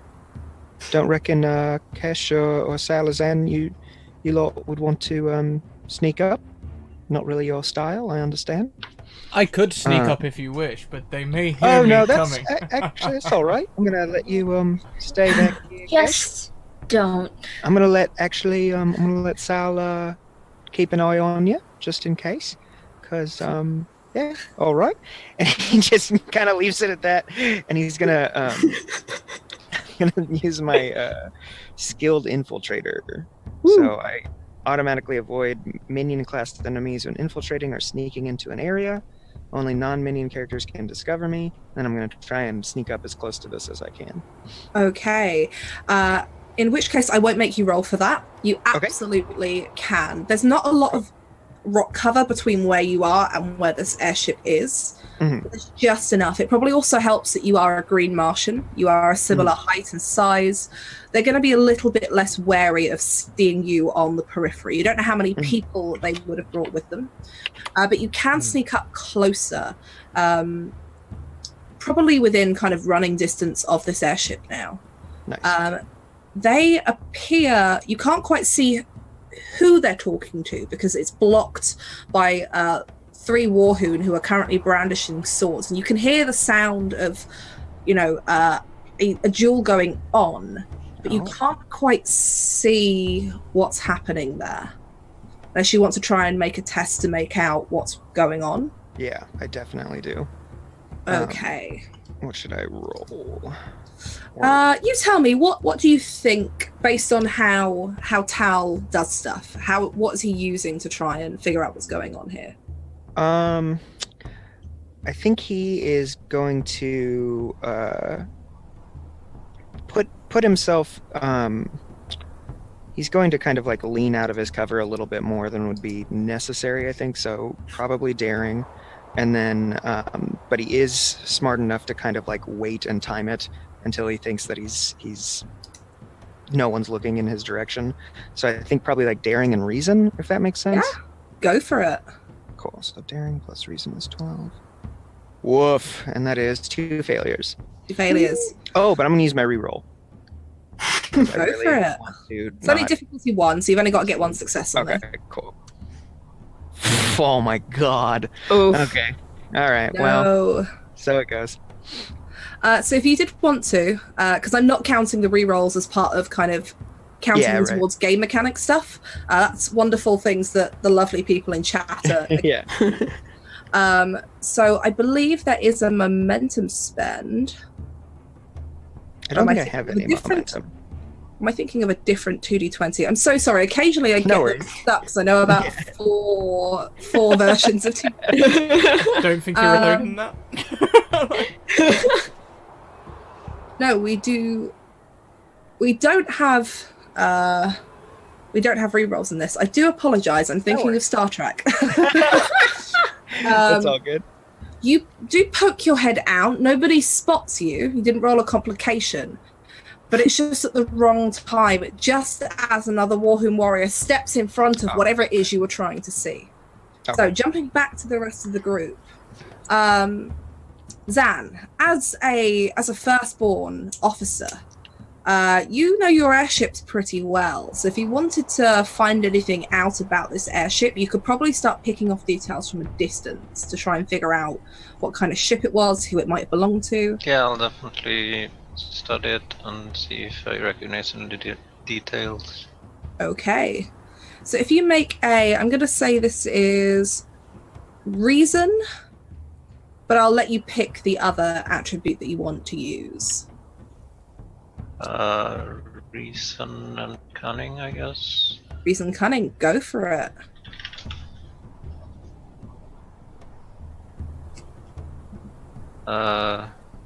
Both of those are good, I think. Wait, it's 13. Does 13 beat it or fail? Yes, as long as it's equal to or under that target number, Okay. So it's a success. 3 successes then. 3 successes. Okay, so you take 2 points of momentum. This is pretty easy for you. You recognize the kind of build of the ship. It's not a firstborn ship. Probably in your opinion that makes it not quite as good of a ship. But it looks to be Red Martian in design. And it looks to be a smaller vessel. You probably get no more than maybe 3 or 4 people aboard this. It's kind of a personal size, so it's not a warship. And you probably know it probably doesn't have any weapons on it. You can't see any radiant cannons or gun turrets across the bits of the ship that you can see. So it's probably civilian owned. These may be civilians. Maybe we could help them out. Since I'm up with Tal, can I sort of pry away from him? Since we went up together, I'm going to sort of pry away from him and get on the other side and see if I can not only see what the duel is, but also see what the if there are any survivors. But no, I'm not super sneaky. I'm just going to pretend like I am one of them and I've been here all along because I have fitting in as one of my talents. So I'm just there, With and I'm like, fitting in, you won't be able to pose as a green Martian because you have to share the physiology of the person. it says any race. Let me have a look. It says any race or culture. Oh, I know, at the same basic physical form. Never mind. So you Then do not I'm have a not double going to do torso. that. I am going to sneak then. I'm going to hide. Okay. I also, you can absolutely sneak because they're probably not paying too much attention right now. But you do creep round the rocks, and if you want to make me a cunning and reason test to see what you can see, Heck see if yeah, I you want have to do that. better luck than My Tal did. compatriots. Alright, well, that's 1 success. Awesome. You do see. You do the same thing. In fact, it wouldn't be surprising if Tal kind of helps you by listening out. And you look round and you can see that these 3 Warhoon warriors are currently all battling at once in what you consider the most dishonorable display of combat. A single female Red Martian who is attempting to hold all 3 off with what looks to be a single short sword. If you want to spend momentum, I can give you some more information, or if you're happy with just that. I don't have any momentum right now, but I will take the risk and can I give you threat? You absolutely can. Alright. I'll take a point of threat. As you strain harder, you try to listen in. Being aware, as a spy, you're aware of all of the senses that you have, and you try to draw in as much information. And with your time spent with Tal, you can kind of understand the dialect that the Green Martian use of the Barsunian language. And you start picking up words that sound like, "Tell us where it is. We want the thing. You are watching it. Where is it?" She doesn't appear to be replying other than fending off these sword thrusts. It almost looks like they're not trying to kill her, but they're trying to capture her or threaten her into something. So, at this point, I feel like Tal would have noticed that there are 3 people fighting 1 person. Mm-hmm. At which point he is going to stand completely up to his full height from behind this rock. Hey, what are you, that doesn't seem very nice. Are you shouting this, like, across? Yeah, he like, kind of walks around the room. What are you... I'm gonna start running when I Stop. see it. What are you poking at it? That's not very nice. And he just kind of like, he's like slinging his rifle off of his back. He's like, hey, excuse me. Does anyone else want to do anything? So Zan is like starting to run towards Tal. Yes. He sees this. What's everyone else doing? As you I'm all going- now catch sight of this display happening. Can I just very sneakily go up to Kesh and just quickly relay, very dishonorable situation. This is your thing. Absolutely. Sit reps Fubar. Excellent. Tal is Oscar Mike. And I'll start. I'm not gonna run though. I'm gonna sashay. I don't want to run. It's honorable day. Situation say. Okay. Hey. I'm still gonna bask in this moment because I don't often get asked to. Usually, I'm forcing myself on people, so I'm still gonna walk, just absorbing the moment. You know. Oogme Asterfay. You can spot the 3 Warhoon warriors who are slowly wearing down this Red Martian woman who is just... She's not going for them, but she's trying to defend from these 3 large long swords that keep coming down to her as she blocks them and shifts out the way. She's I doing what? want to attempt to get them to stop attacking. How are you doing that? Oh god. You're still a little bit of the ways off. You guys are kind of halfway between where that cover was and where the airship crashes. I am going to lie my ass off. Okay. And attempt to convince the Warhoon that, well, yes, this Red Martian woman might have something very interesting to say. There is, in fact, a far greater threat that is coming from somewhere immediately here. I don't know how I'm going to impress this Please upon point them. to Kesh. In fact, I will!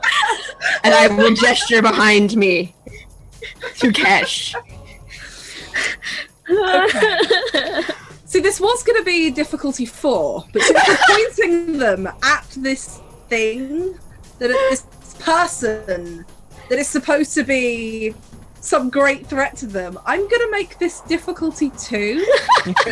Try and draw their attention towards Kesh and convince them enough that he's some kind of threat or that this is some kind of challenge. Kesh, are you a red Martian? Mm-hmm. I am a Are red you Martian. tall? What? How big are you? Probably. Hang on. Just double check. Let's say about And what city are 5'11". Good. 5'11". Okay, and what city are we from? Horde Yes. thing? For Red Martians, you're probably Dark from one of the cities of Helium. Great. I immediately turn to the green Martians and say, "Behold, the greatest foe that our planet has ever seen, Keshal of Helium. He comes for your souls. He comes for your children. Run while you still can." If I'm behind Kesh, can I assist by making very loud, booming, echoing noises while I'm hiding? Yes, you can. Okay, so I'm gonna make a. I'm gonna say passion and might for this because you're trying to kind of intimidate them and put on this big display of power. And I will let Sol decide like how what you want to roll to try and make these big booming noises. I'm gonna say cunning because I'm gonna try and hide, and I'm also let's do cunning and daring because this is not in my usual wheelhouse of carefully planning and surveying the situation. DM, does this count towards my flaw? Because I have to attempt to negotiate before ambushing anyone. It does, yes. Great. So, you wanted passion and might from me? Sure. All right. Cool. All right, And I'm gonna that is one success for me. throw a momentum at this. Okay, so you roll 3d20.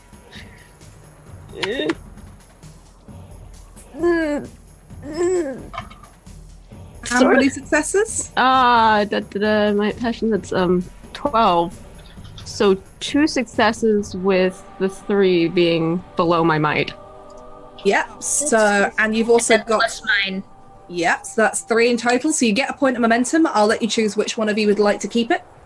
You can have it, Sol. Yay. Thank you very much as well to Wild Engineer who donates a re-roll to Sal. Sal, not Sol.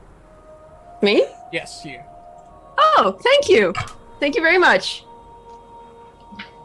So you called this out, and I don't know what Kesh is doing to influence this. He's just walking. But- He's happy. One of the Wargoons swings round from the fight and braces himself ready. Oh God. And you hear him shout back, "That is fine. We will take him, and then we will get the silvered creature from her." And draws his, draws his other sword, I should say. Shit.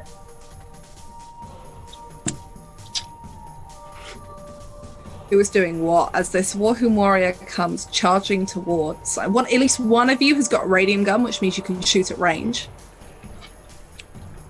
But Yeah, everybody so Tal else.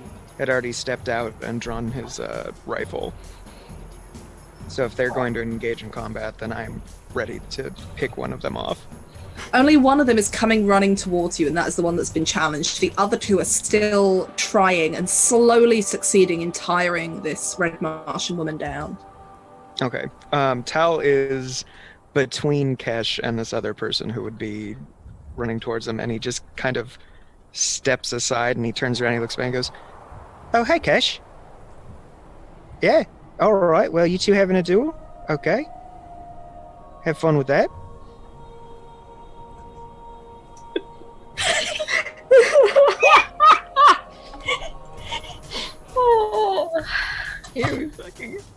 When I'm around near enough, I'm gonna take a shot with my pistol.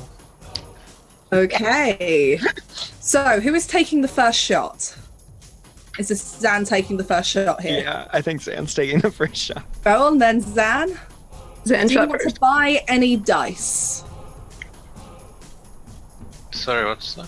Are you going to buy any dice at all? So it's going to be difficulty 2 because he's still a little bit far out for the range of a pistol. Do I pay in momentum? Or... Yeah. You can pay momentum or in threat. It's up to you, depending on how many dice you want to roll. I'll use 1 momentum and roll. So you roll 3d20.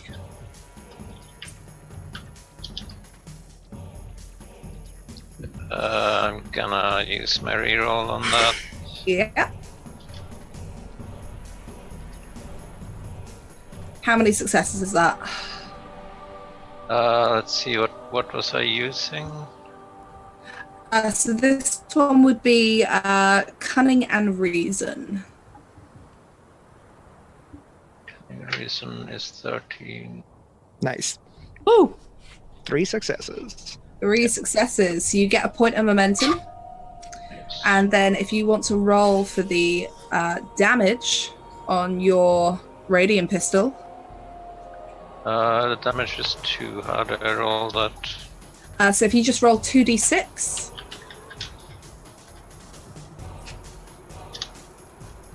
Yeah. So that 1 is a single point of stress, and the 5 is 1 point of stress and an effect. So he actually takes extra damage to his fear stress track. I'm just going to see if he manages to defend against that. I don't think he will. That is no, only 2 successes. So he does actually, he sees you pull it up and he tries to shift out of the way, but you're too keen a shot. So he takes those 3 points of stress as you squarely hit him with a really well-aimed shot. Yeah. So Zan just runs up and just shoots this person squaring off with Gash. Yep. That's awesome. Okay, Very you Indiana Jones. Yeah. want to keep the initiative, or are you going to hand it over to me? I'll use 2 momentum to keep. 2 momentum to keep the initiative. Okay, Yeah. I'll spend 2 and hand it off, I guess, to Cash or whoever Yeah. was next. There you go, Cash. You're up next. Is this hulking Green Martian warrior comes running towards you, and he takes a shot from Zan. I sort of like look at Zan like, please, honor, and then rush to meet them and attack with my sword. Go for it. Are you buying any extra dice at all? I'm going to refrain for now. I'm good. So cunning daring 14. Yep. We're stuck rolling dice on my end. There we go. That will be cunning daring 3 successes. 3 successes. Okay, let's see if this Warhoon warrior manages to defend. So that'll be daring and might. So that's 13. So that is also 2 successes. How many did you get, sorry? 3. 3? Ah, you absolutely beat him. He just dodges the first swing, and you bring it back round. So if you want to roll for your damage, did you want to buy any extra damage? No, I'll be good, thank you. I'll just hit with the 2d6 for now. Who knows? Maybe my effect will make them scared. That's 2 and an effect. 2 and an effect. So the effect is sharp, I believe. I have quality sharp and fearsome from And my fearsome. peerless swordsman talent. Wow. Okay, so that 5 does 3 stress plus that 1. So that's another. Okay, he takes an injury. So the way that it works in terms of NPC characters, he is essentially a kind of a monster. So he doesn't have individual stress tracks like you all do, but he does have a certain amount of stress he can take, and menace, which is basically how many afflictions he can take of any kind. So he's got one now because it's filled his track. Can I? Can I Can pay you- you fret to take a second attack? Can you do that in this system? You absolutely can. It is cool. It's on the cheat sheet. I'm gonna have to check and see which one this is. It's a luck point to do that. So you get an extra conflict action. So it's 1 point of luck. Oh, and I've got like 5 of them. Oh no, I don't have any of those at the moment. How many do we start with any of those? You started with Okay, cool. I'll use one of them then. Let's rapid attack this person. Go for it. Make another attack roll. He's going to try and defend again, though. 4 successes. Oh, I'm not going to beat that. Oh, and I get a complication. Okay, so you get 3 points of momentum. Thank you. And I will let you decide what his complication means. I mean, like, with 1 injury, how close to being out of the fight is this person? Not massively yet. Okay. Can I decide the complication after I roll damage? Yeah? Sweet, I'll roll damage first then. So that's exactly the same roll again, another 3 and... Exactly the same roll again. So he takes another injury. Now he's looking a bit worse for wear. You're all watching as Kesh has just run up and taken on somebody twice his size and build, properly giving him the runaround. And can we go for that complication being that they're slowed or the movement is impeded? Can I try and injure their legs specifically? They've got 4 arms. I wouldn't bother with those, you know. I would say that you can have something along that lines in that I'll give you that you are quicker than him. They are slower than you. Because you are now just like, this is your thing. The adrenaline's running. So it's less of a thing that directly affects them. It's not them movement. It's just you are in the zone, which means they are going to find it a lot harder to try and hit you as you're just ready for it. Okay, cool. Okay. So, unless anyone's keeping the initiative, I'm going to take it back. I'll take it. Won't be... Can I spend threat for it? Absolutely. Donate 1 momentum to that. Oh, okay. So yeah, I will donate I'll 1 donate momentum 1 as well. Okay, so we have it. Yeah. Okay. Okay. That's the rest of my momentum. So seeing that Kesh has this, Tal has drawn his sword, so he has both his rifle and his sword drawn because he has many arms. And he walks over to one of the green Martians who are dealing with the red Martian. He says, "Excuse me, wouldn't mind a duel if you have time. Maybe leave her alone. Maybe be a bit more on the honourable track." You can quite easily goad one of them into a duel like that, because especially as you've just kind of walked up to them. He turns to look at... I won't even make you roll for it. He turns to look at you. Is there anything else you want to do with your turn? He's got his sword out towards you. Are they... can I attack? You can. Okay, yeah. If he turns towards me with his sword out, with an air of aggression, then I will use that as my cue to attack him. So that is cunning and daring, I think, with a sword, or yeah, cunning and daring. Okay. Or can I use might? Yeah, I'll let you use might. Okay. Slash R2D20. It's difficulty 1. Let's see. 5. No, neither. God. Neither. If this were any other game, I'd be rolling so well. Okay, so he uses carrying a might. That's 2 successes for him. That backs me a point of threat. And I'm going to spend 3 threats to do something that you can all do with momentum as well, and that's called Counter-Strike. Oh, if you successfully defend, you basically get to jab back at your opponents. So he's going to still have to roll, and you still get to defend against it. Okay. But he might have the chance to make an attack against you. So it's going to be difficulty 1 again. So if I roll, that is 1 success. So you can do better than that. All right, slash R2D20. Oh wait, hold on. 2D20. Here we go. Ooh, yeah, 2 successes. 2 successes. Yeah. So he, as you go for him, he dodges and tries to do the same, and you block it. Nice. You are both pretty equally matched in terms of your strength and your height and your build and the weapons that you have. Okay.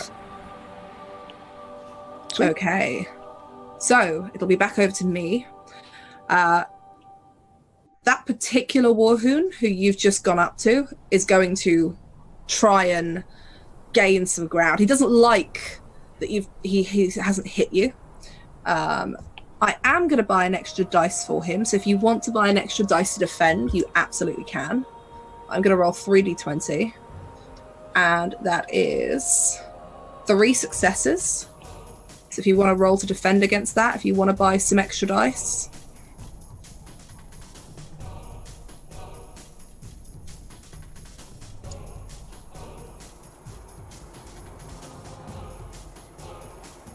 Muted, Jeff. Oh, Thank you. Yeah, I am going to spend a luck point to get a critical success. okay, so that counts as your first dice bought. So you've got 2 successes already. And then you get to just roll. Nice. Okay, so that's 2, 3. Is that dice roll there 2 successes or 3 for you? Oh, that is a good question. What stats am I using again? So for defending, probably daring and cunning or daring and might. They are both under, or Both they're both under. equal to or under, yeah.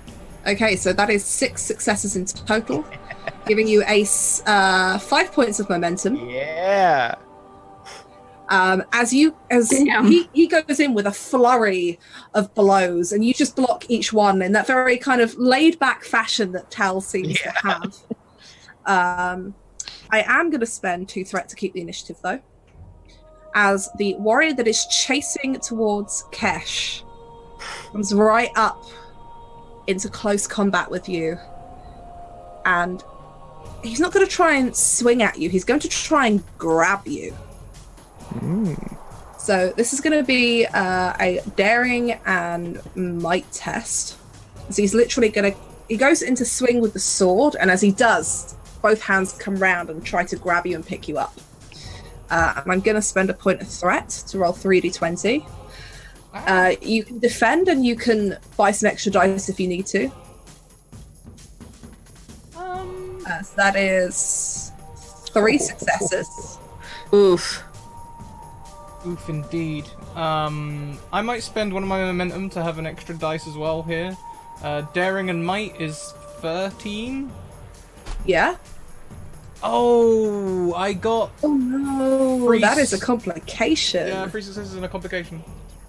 Okay, so in order to win this, I still have to pay some threat, which I can't do because I am depleted. Managed to grab you. What happens is that as he swings in, so you're going to have to like pick yourself up, and that's going to make some of your tests a little bit harder coming forth. Who is going next? As you see this happening, there's still this Red Martian fighting off one more Warhoon warrior over next to near where Tal is. If I can, I'd like to run up to the last remaining warrior in between the Red Martian and the Warhoon. Yeah. That one. And I'm just going to pull out one of my daggers and be like, shall we play, soldier? And I'm going to try and jam that dagger, like dart in and just jam the dagger into like a gap between its armor. Also, I mean, none of them are wearing armor. They're very much like all of you in terms of like they've got some harnesses and some light coverings, but for the most part, I want to find a spot in between its many, many ribs and just get it in there. You can go for that, yeah. Okay. So if I'm trying to find the plate, like gauging where like the most sensitive or most dangerous spot would be, can I use cunning and reason for that roll? Or nah? Hello. Oh, I think we lost the DM. Oh no! Yeah. There she is. Oh, there she is. You're muted. Sorry, somebody just knocked on my door, so I was just checking to see what was up. So may I use cunning and reason for that roll if I'm trying to gauge where the best or the most this is the most tender spot? Absolutely. Stabby. Okay. I can. Oh nope. Okay, there we go. That is. Okay. Well, it's 1 success. 1 success. Did you And a have a reroll complicate. that you can use? I actually wait. I do. I have a reroll. I haven't used that yet. I'm gonna use that. Boop. It's worse. It's a success and a complication. Still. It's still, yeah. I mean, well, yeah. You didn't have to re-roll your previous success, so you could have just rolled one of them. So if you want, I'll let you have. Not know that. I'll let you have the 9 and the 12 if you like. It doesn't matter. I'll take the 9 because it's lower, but. Okay. He is going to try and defend. Go for it, buddy. Smack away my tiny dagger. Nope. He tries to, but you have 2 daggers, don't you? Yes, I do. He tries to knock the first one and doesn't suspect the second one that comes round and goes for him. If you want to roll for your damage, did you want to buy any extra damage? Each point of momentum and or threat that you spend gives you an extra dice. For fun, I'm gonna burn this point of momentum I got. Let's get an extra damage in there, because daggers are not very damage heavy.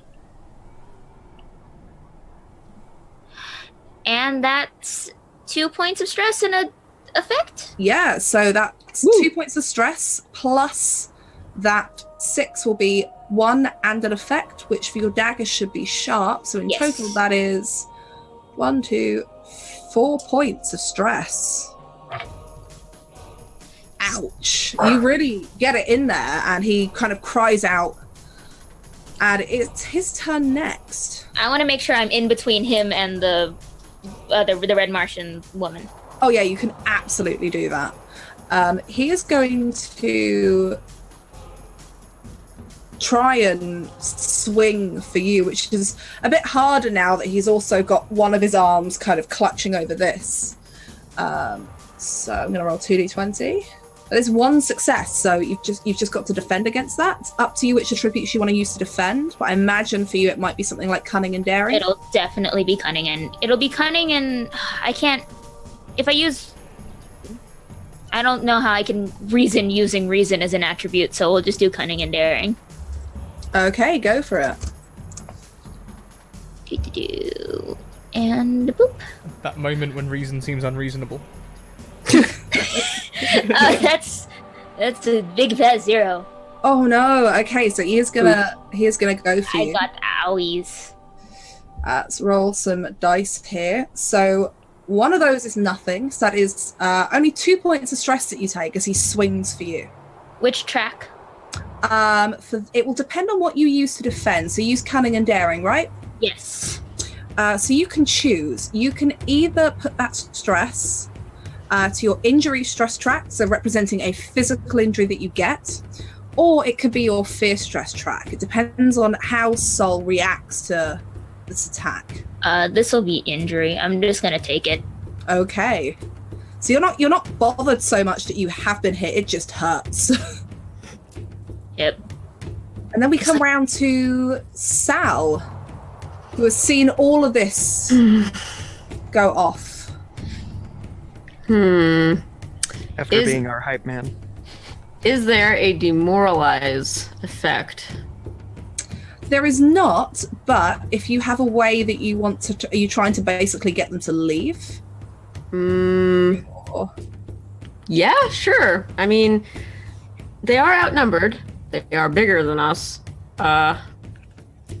It will be difficult, but you might be able to accomplish it.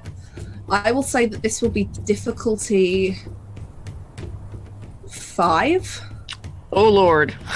But you will be assisted by the Red Martian woman. Because that is what she is beginning to shout. To leave her alone. Okay. Like that she's starting to kind of blag that you are her allies and that, you're prepared. She's seen you come along and is just trying to act in the moment to keep up her defense. But okay. It will be 55. You can buy some dice if you wish. Want to screw you guys over? Let's see here. It's a one shot. Go nuts. Sure. Screw it. Let's do it. Because I'm not normally a risk taker when it comes to tabletop RPGs. So let's just do something totally out of character. Let's go with this.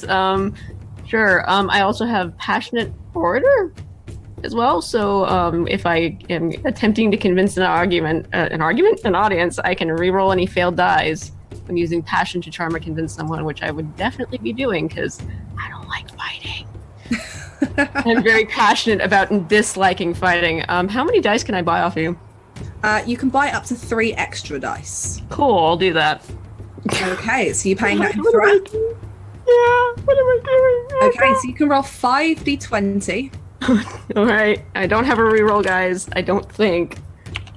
And I will roll for the red Martian woman who is assisting you. Okay, here we go.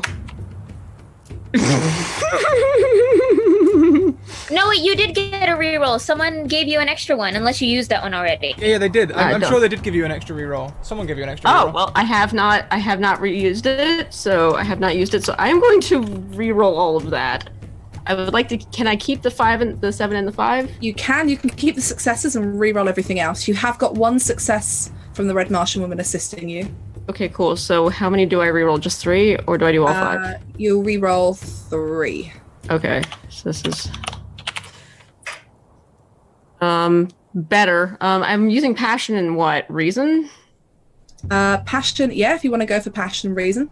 Yeah, so that'll be 14, maybe daring, but I would probably say reason just because of who the character is, yeah. So 14 is my DC here. That's 2 successes. Plus the 2 from the previous roll. Right, so it's 4 and then 5 from the lady. Just hit the difficulty. Holy crap. Oh!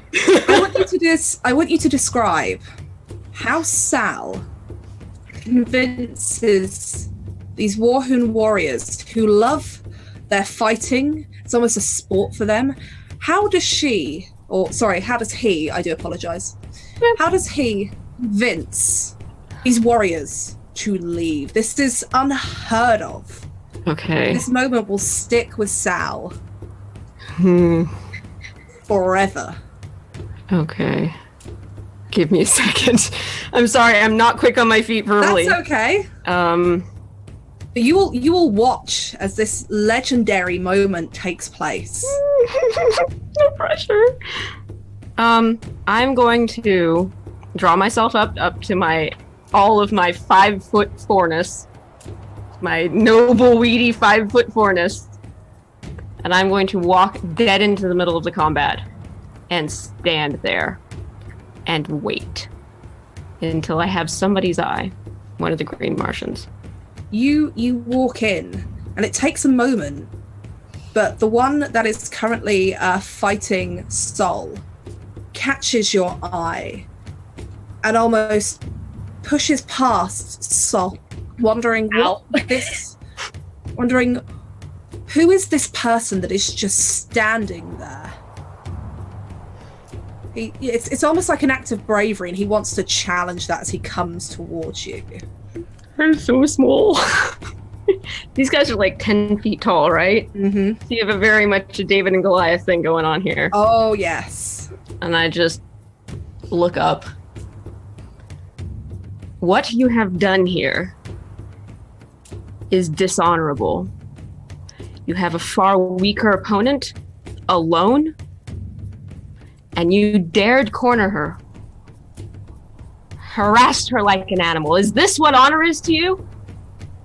Is this what being what the hell are Green Martians called? Sorry. Warhoon? Is this what being a Warhoon is to you? Harassing a single target? You watch did as warn you. he draws himself up to his full height, takes in a breath, and sheaths his sword. He looks with a look of disgust, but defeat. Please. As he spots, he looks over at Tal especially. Being a Thark and Warhoon have been at war and rivals for as long as anybody can remember. And it's almost like a moment where he's been called out on his dishonor, not just in the presence of many other people, but in the presence of a Thark as well. And he looks back at you. You hear him, he throws his hand up one of his many hands up. And the rest of the combat stops. As without another word, other than a glance that tells you that perhaps this isn't over, they begin to make their way back towards their citadels and leave. I would like to pass out now, as soon as they're out of restaurant. As the one It's at that moment where you just have to sit yourself down, like, what did I just do? I am shaking in real life, so... As we Epic. as we watch these three Warhoon collect themselves and walk away towards their Zitadars, we see Tao run into from off screen, and he kicks at him. He says, "Piss off!" Let them leave in dignity. They've done enough harm here. Sal, you're going to gain a luck point for that awesome, awesome moment. So shaky, holy crap. So you are now left alone with this airship wreckage and this red Martian woman who comes running up. And she says, that was incredible. How did you... She takes kind of your hands and picks you back up and kind of grips you by the shoulders, which is a kind of traditional Martian greeting. Yep. And says, thank you. She can barely talk. You can see she's out of breath. She is tired. Kesh, you will recognize this look. This is the look after a devastating fight when the adrenaline's gone and everything starts to ache. She looks at her ship and you watch her. She's like, I'm so sorry. I need to collect my research. She rushes back and starts going through some of the crates and belongings that are filtered out onto the floor and starts picking up papers. What are you all doing? Tao is going from each person in the group, just from person to person. He's like, "Good job, Kesh. Really fought him." And he walks over to Saul and he's like, "With the daggers, very nice, very nice." He goes to Zan and he's like, "Love the shot, really helped me out, very nice." And then he goes to Sal and he just looks down at her and he's like, "That was the single stupidest thing I've ever seen in my life. I agree with you wholeheartedly. But it did work out, so right on." And he like kind of like gives him the Martian greeting on the shoulders, but then the other arms under it come up and they tickle his armpits a little bit. Watcha. All right, watch out for those. Okay. And he just turns back towards the woman. I'd like to help the woman start picking up her papers, and then very quietly ask her, "So what were you hiding from them?" Okay, so you help her gather these papers, and she says, "I wasn't hiding anything. I've been tracking this." And she slides a piece of paper over to you, and on it you can see a very strange looking creature. I'm just going to drag an image up. Ooh, image time. Into chat.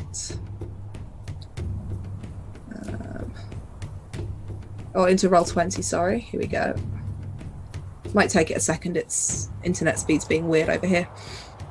Can you all see that? It's very low. Yeah, Wait. if you can bring it up towards the top of the screen. Holy crap! Of this strange creature. And she says, "I've been tracking it for the last 2 weeks. I've never seen anything like it, but I think that it's Jasumian technology, and Jasum is their word for Earth. It says, when the dust storm came, I started hearing reports, and, well, we've had the Gridley wave, which has allowed us to contact the people on Jasum, but I think that this is some old technology, and if we could send it back, think of the things that we might be able to learn about our planet from them. Would you... I need a moment. Hold on.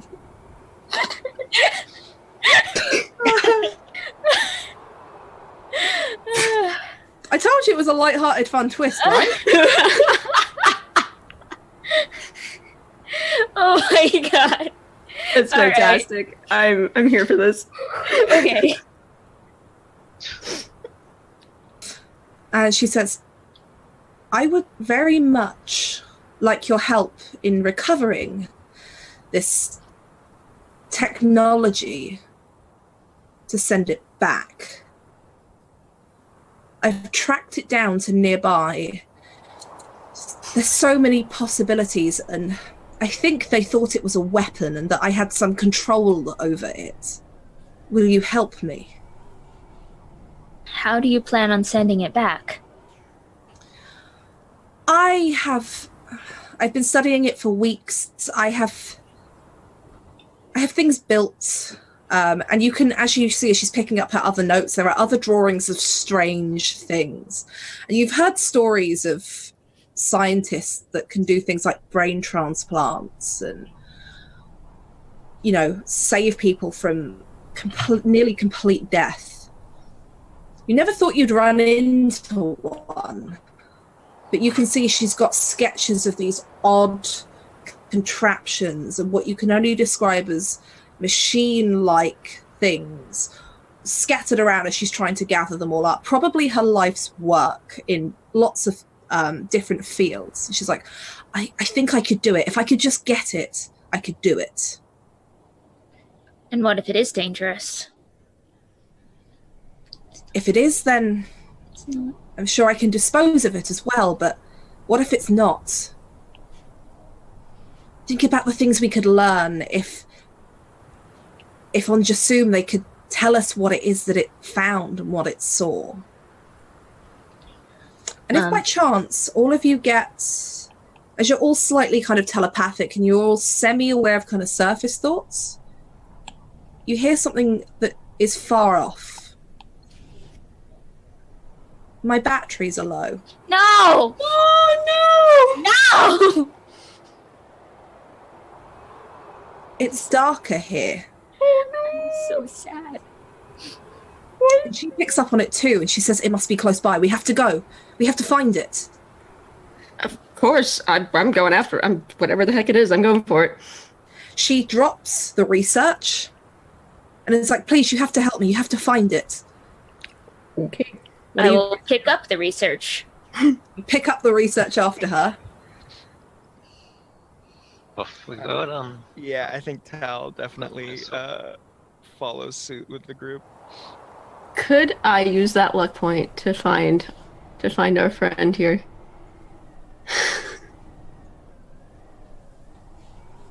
So, who is doing what? As you see, she starts looking around for possibly tracks, something on the floor. I would actually like to spend that luck point you threw at me earlier to track this little dude. Okay. Where the voice is coming from. With the luck point, you could influence the story if you wanted to, and have it so that you introduce a fact or a detail that works in your favor for this. Okay. What would you like to introduce? Okay, so we're all low-level telepaths, and we can hear it. Mm-hmm. They, so, just a little bit of info. NASA definitely played it love songs, like, as it was going out, just a little bit. What is it, Billie Holiday? I can't remember the song. You know, Yeah, Billie Holiday was the last track they played, but they made a whole playlist. You can download it online. Oh no! Hold on. We're all low-level telepaths, and I know Earth is a very, very long way away. But they loved this thing. We all did. We watched it. We humans, watched it grow and flourish and find things, and it had a much longer life than we ever expected. Could that love from planet Earth guide us just a little bit to find it? Could we hear the music? Could we feel that empathy from a far distant planet in order to recover and discover what in the world they were doing here? You don't. It's not so much of the empathy that you feel from Jasum, but you don't know how long this piece of technology has been here. But it appears, because it registers with your telepathy, that over its time it has somehow developed on its own sense of Martian telepathy, which is not uncommon for Barsoom when you spend enough time there. So it's not so much that you feel the empathy from Jasoom, but you get the sense of this creature first understanding what caring and love is, and you get those snippets of those songs, and you get the sense that it was hidden for a very long time and it's just finding itself. And then the strongest emotion of all, of it just missing home, and it guides you towards it. And what you do find is it's found its way kind of up along where that valley was, where you had the Banth attack you. Right. And you understand why it says it's darker here, because it's actually managed to kind of partly come across the side of the cliff, and you manage to go over and just catch it before it kind of, the weight of it gives way, and bring it back. And you take it to her. And it has this moment where this little robotic kind of almost head-like appendage turns. And it looks and it says, "Thank you." Soul is a cold-hearted spy! Soul is a cold-hearted spy! Soul is a cold-hearted spy! And it's really odd because this machine is not living, but it's somehow picked up these elements, because Barsoom is a strange and wonderful place. And she looks at you and she says, "I will tell others of what you have done today. I will make sure that in my city you are renowned as heroes. Thank you." And she kind of picks this strange contraption up. And I can see that we're coming to the end of the time, so I will give you the nice epilogue while we have a little bit of time for that. You have helped save this strange little rover from Jasoom.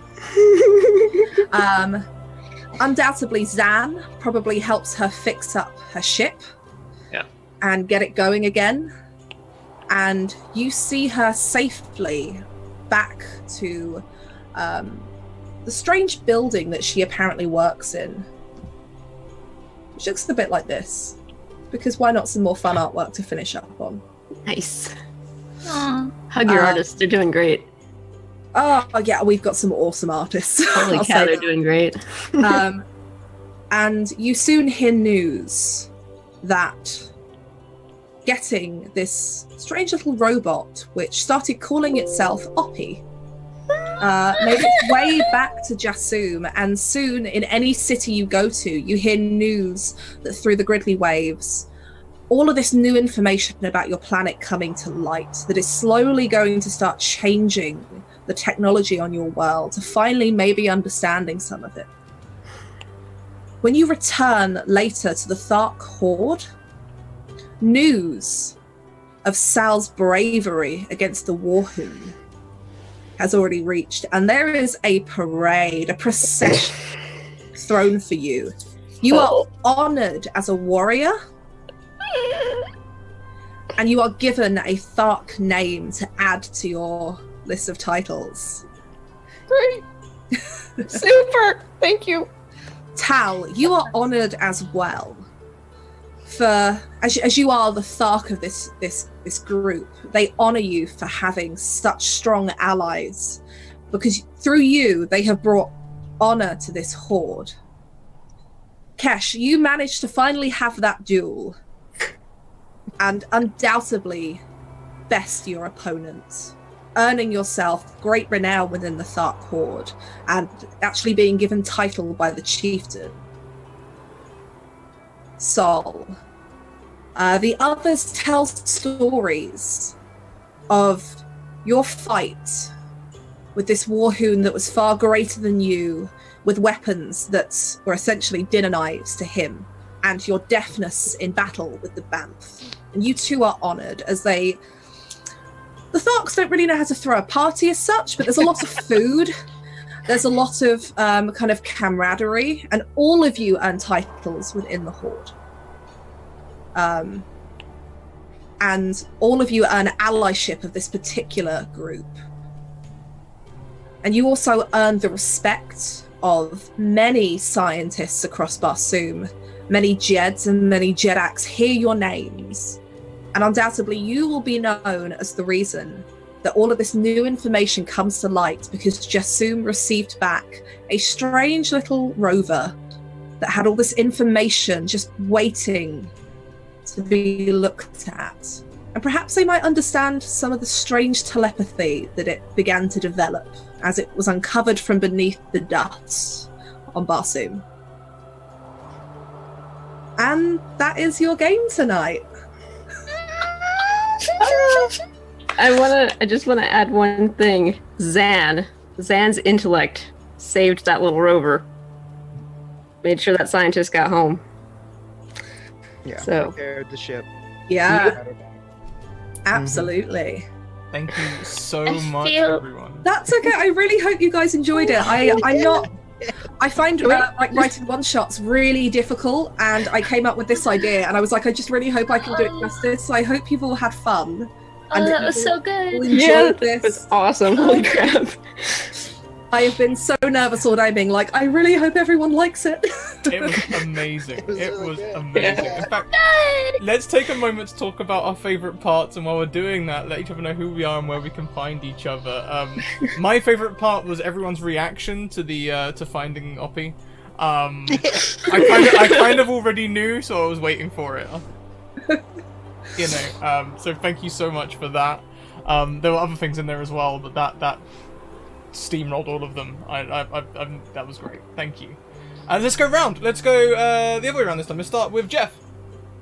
Hi, my name is Jeff Ellis. You can find me on Twitter at Many-Eyed Monster, where I write RPGs and RPG supplements. None of them have the Opportunity Rover in them, though, so I got Not work to do. yet. Yeah, exactly. My favorite part, I'm going to skip over the opportunity reveal in the epilogue, because I think that's like all of our favorite parts. I like the imagery of kind of just the whole beginning of the last fight, because I feel like it was so like indicative of everyone's character, like Tal sort of just wandering in like as soon as it's not honorable, Saul like stepping in between with the daggers, Zan like sliding up just like in the middle of this like obvious like mano duel and just like shooting the dude. And then Sal's like whole speech while like hype manning Kesh as this like phenomenal warrior, like here we go. Yeah, that was a lot of fun. The group dynamic was great.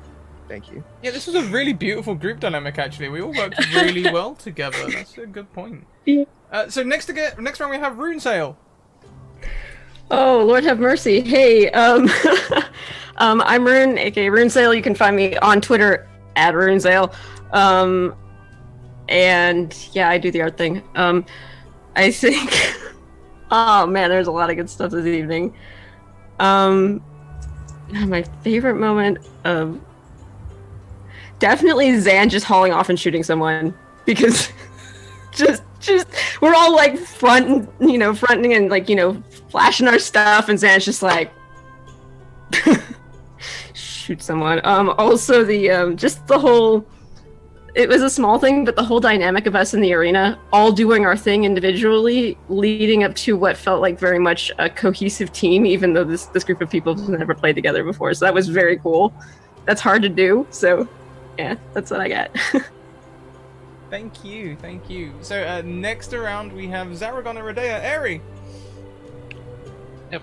Hey, I am Eri. You can find me at Zaragon_Erdea on Twitter. I don't really tweet much, even when I DM or play games, so I should probably be doing that, but yes. Sorry.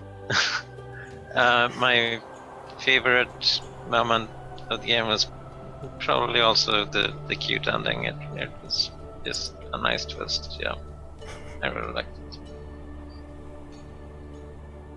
Thank you. So, last of the players, we have Mackenzie Lane DA. Hi! Yeah, so you can find me at Mackenzie Lane DA on Twitter. I also have a podcast, One-on-One D&D. I play D&D with my boyfriend. It's just a duet campaign, and it's really fun. And then I will also be on a stream on the Greyhawk channel starting next week. Woohoo!